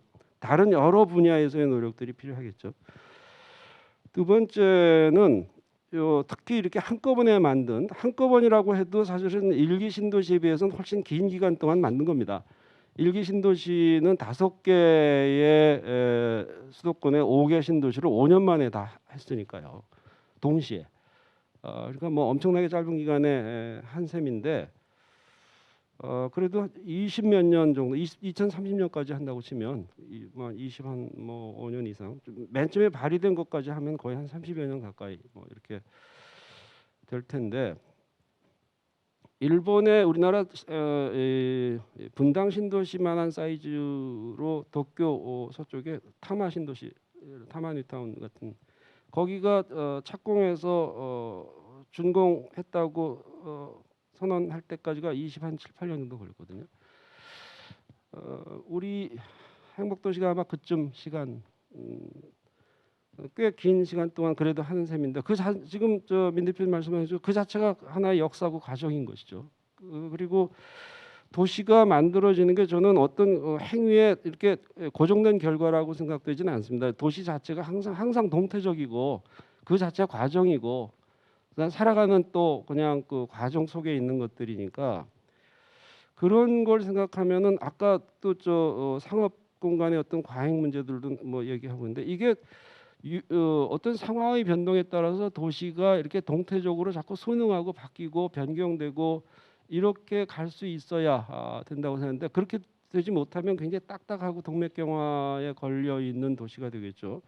근데 이거를 위해서 제도적으로 풀어줘야 될 부분들은 좀 풀어주고, 이렇게 해서 상황의 변동에 유연하게 잘 대처하고 변화해 갈 수 있는 도시로 만들어가는 여러 가지 제도적 장치들 또는 물리적 장치들, 이런 것들을 이제는 여태까지 이렇게 짓는 거에 고민했다면, 앞으로는 그것들을 어떻게 운영 관리해 나갈 것인가 하는 것들에 대한 고민들이 훨씬 더 중요한 시기에 접어들고 있지 않은가 하는 생각이 듭니다. 그래서 그런 것들도 한번 좀 고민해봐야 될 대목이라고 생각이 듭니다.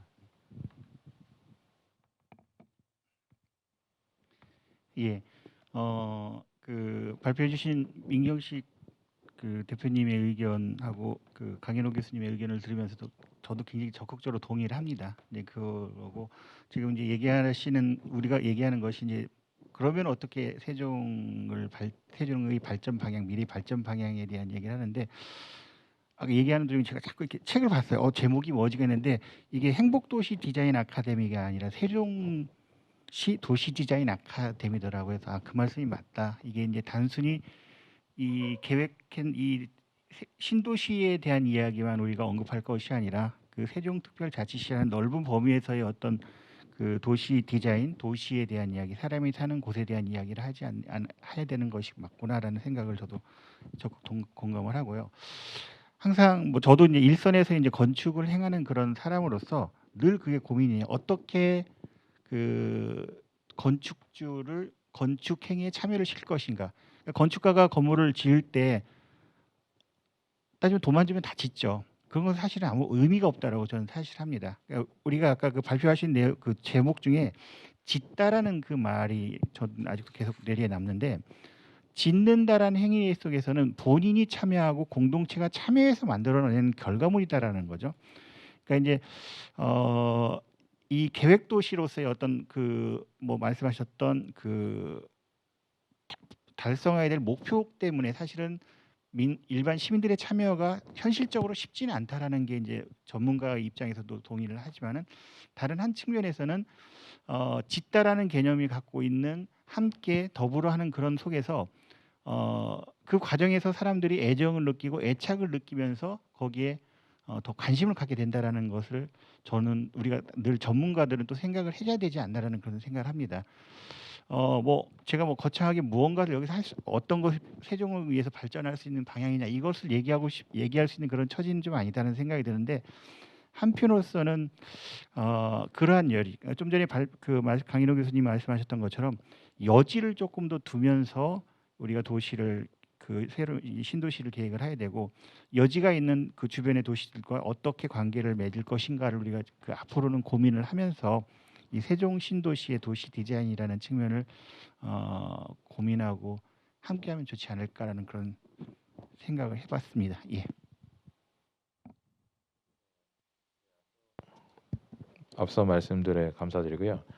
저도 조그맣게 의견을 내자면 저희가 건물로 치면 이제 그 흔히 뭐 많이 들어보신 표현이 있겠지만 공용 면적이 있고 전용 면적이 있습니다. 어떤 비율로 따졌을 때 저희가 로비, 홀, 계단 뭐 이런 식으로 모두가 쓸 수 있는 게 공용 면적. 흔히 말하는 조금 더 공공적인 영역이라면 전용 면적은 조금 더 이제 좀 더 그 프라이빗하고 개개인이 쓰는 그런 공간에 대한 실별 면적을 얘기하는데요. 이런 걸 도시로 확대해서 봤을 때 현재 세종시의 모습은 제가 봤을 때는 보통 이제 공용 면적이라고 하는 그 로비랑 홀, 출입구 뭐 이런 계단 부분들이 이제 가운데 위치한 경우가 많으니까, 그런 식으로 봤을 때는 이제 지금 행정중심 복합 도시는 조금 더 공용 면적에 해당되는 정도의 그런 조금 공공성이 어떻게 보면은 일반 신도시나 일반적인 도시들에 비해서는 조금은 더 과다한 편이라고 생각을 합니다. 그건 어떤 도시적인 특성 때문에 그런 부분이 당연히 있는 거고요. 그다음에 저희 반대로 이제 그 행정중심 복합도시를 이제 싸고 있는 세종시 전체를 보면 이제 테두리 쪽에 있는 바로 같이 하고 있는 저희 조치원이나 이렇게 있는 도시들은 또 그런 부분들에 있어서 그러한 공공성이 좀 아직은 부족한 경우가 많습니다.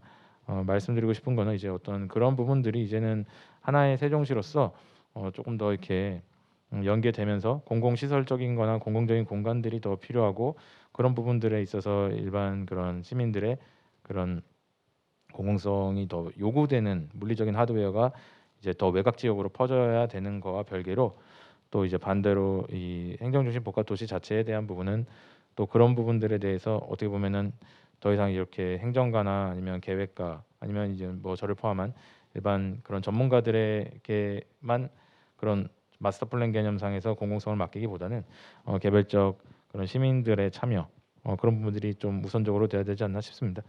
결과적으로 저는 조금 조심스러운 말씀드린 게, 결국 개인적인 부분들에 대한 자발성이 모여야 진정한 공공성이 된다고 생각합니다.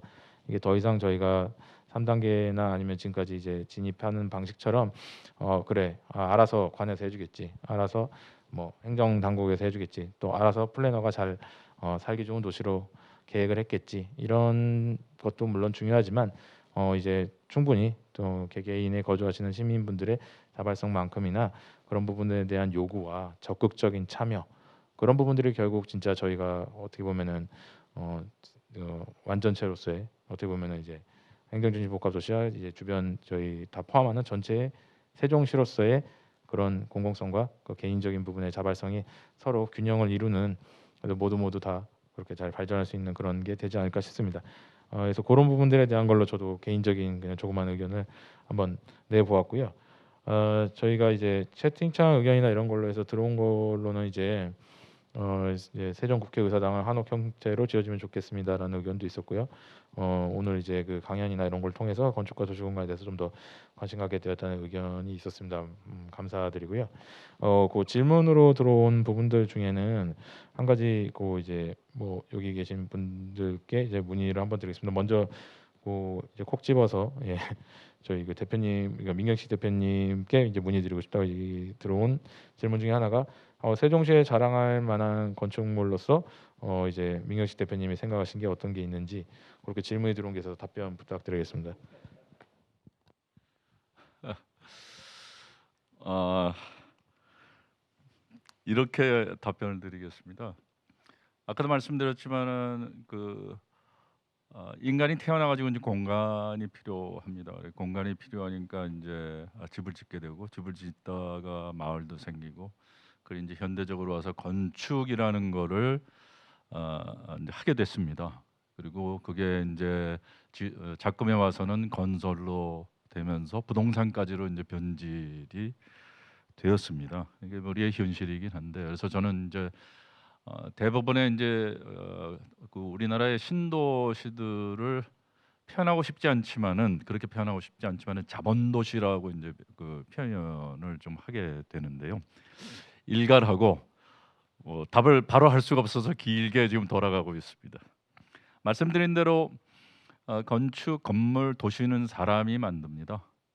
그래서 여러분들이 자랑스러워할 수 있는 건축물이 중요하지. 저는 사실 여기 세종시에 살지 않습니다. 타지에 살고 있는 사람으로서, 타지에 살다 보니까 세종시에 자랑할 건물이 뭐냐라고 하면은 제가 말씀드릴 부분이 아니고, 여러분들이 답변을 하셔야 되고, 여러분들이 답변하실 수 없다면은 지금부터 만드셔야 됩니다. 감사합니다.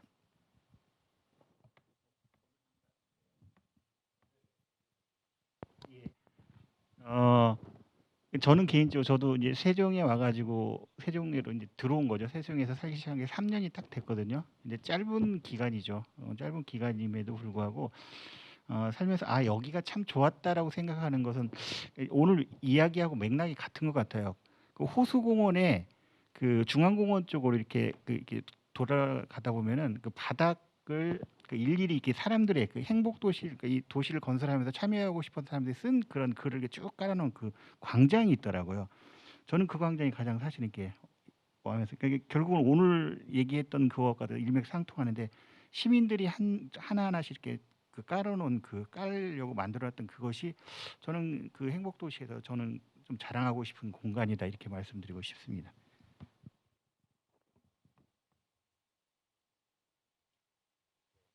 그러면 강인호 교수님께서도 그 세종시에 네, 자랑할 만한 건축물. 저도 세종시에 살고 있는 사람이 아니어서 살고 싶었지만 분양도 못 받고 남의 아파트만 열심히 계획하고 말하는데요.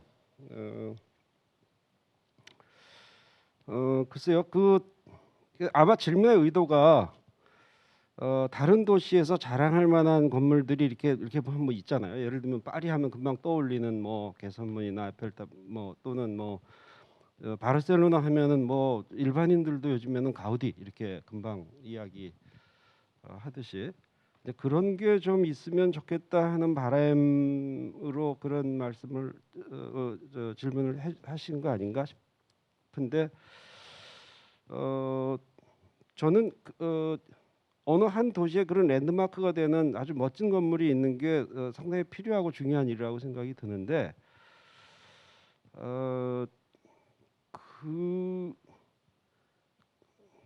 있으면 좋겠죠. 그런데 정말로 좋은 도시라고 하는 것이, 제가 예를 들어서 뭐 바르셀로나를 갔는데 바르셀로나가 참 좋았다라고 느꼈을 때에 가우디 건축이 있었기 때문에 좋았다. 그것도 한 부분은 차지하긴 하겠지만, 저는 개인적으로 어느 한 도시에 대한 느낌이 이렇게 좋은 느낌이 들 때 어떤 특정한 건물로 인해서 그런 이미지가 형성되는 것보다는 그냥 그 도시의 범용적인 분위기나 이런 것들이 훨씬 저는 중요한 영향을 미치는 것 같아요.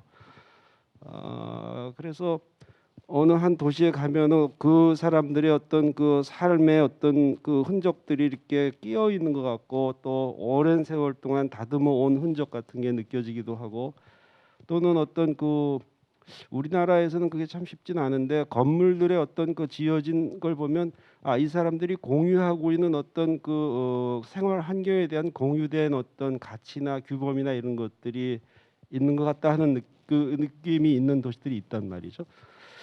그런 것들이 사실은 이 특히 동아시아 이런 아시아권에 이렇게 새로 만들어진 근대화 이후에 새로 만들어진 도시에는 참 찾기가 어려워서 그게 항상 아쉬운데, 그런 것들은 저희가 하나하나 이제 만들어 가야 되는 일 아닌가 싶고, 거기에 추가해서 좋은 건물이 뭐 이렇게 들어와 있다면 더욱 더 좋겠죠. 근데 인위적으로 막 그걸 만들려고 해서 하기보다는, 저는 일반 세종 이 행복도시의 경우는 지금 아마 행복도시 말씀하시는 것 같은데, 행복도시는 기본적인 맨 처음에 전체적인 큰 그림은 일반 주거용 건물이라든지 상업용 건물 같은 것들은 그야말로 유럽의 도시에 가면은 그 건물이 그 건물 같고 그 건물이 그 건물 같은 것들이 쫙 도시를 이렇게 막 메꾸고 있는 경우들이 많잖아요. 암스테르담 같은 데 가도 그렇고 런던 같은 데 가도 그렇고, 거기에 공공 건축물들을 하나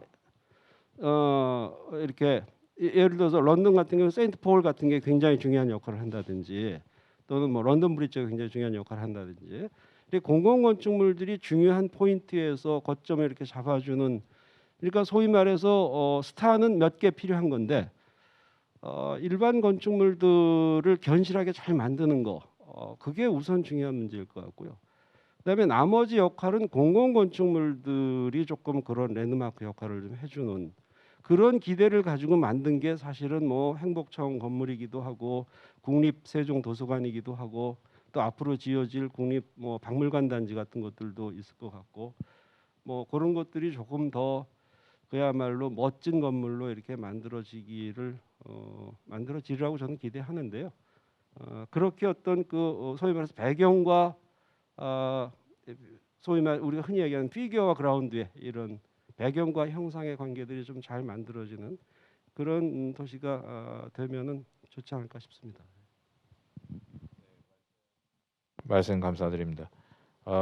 마지막으로 그 저희 질문 들어온 것 중에 이제 그 저희가 여성 친화 도시 관련 추진으로 해서 젠더 관점에서 세종시 2-2 생활권, 특히 그 세lum동 그 여성 특별 설계 구역이 추진된 바가 있는데요. 차 생활권이라든지 아니면 뭐 조금 더 그런 부분들에 대해서 추가 도입 계획이 있으신지 문의드립니다라는 질문이 왔는데요. 그 부분에 대해서 혹시 답변, 민효식 대표님께서 그래도 총괄 건축가로서 답변을 한번 좀 부탁드리겠습니다.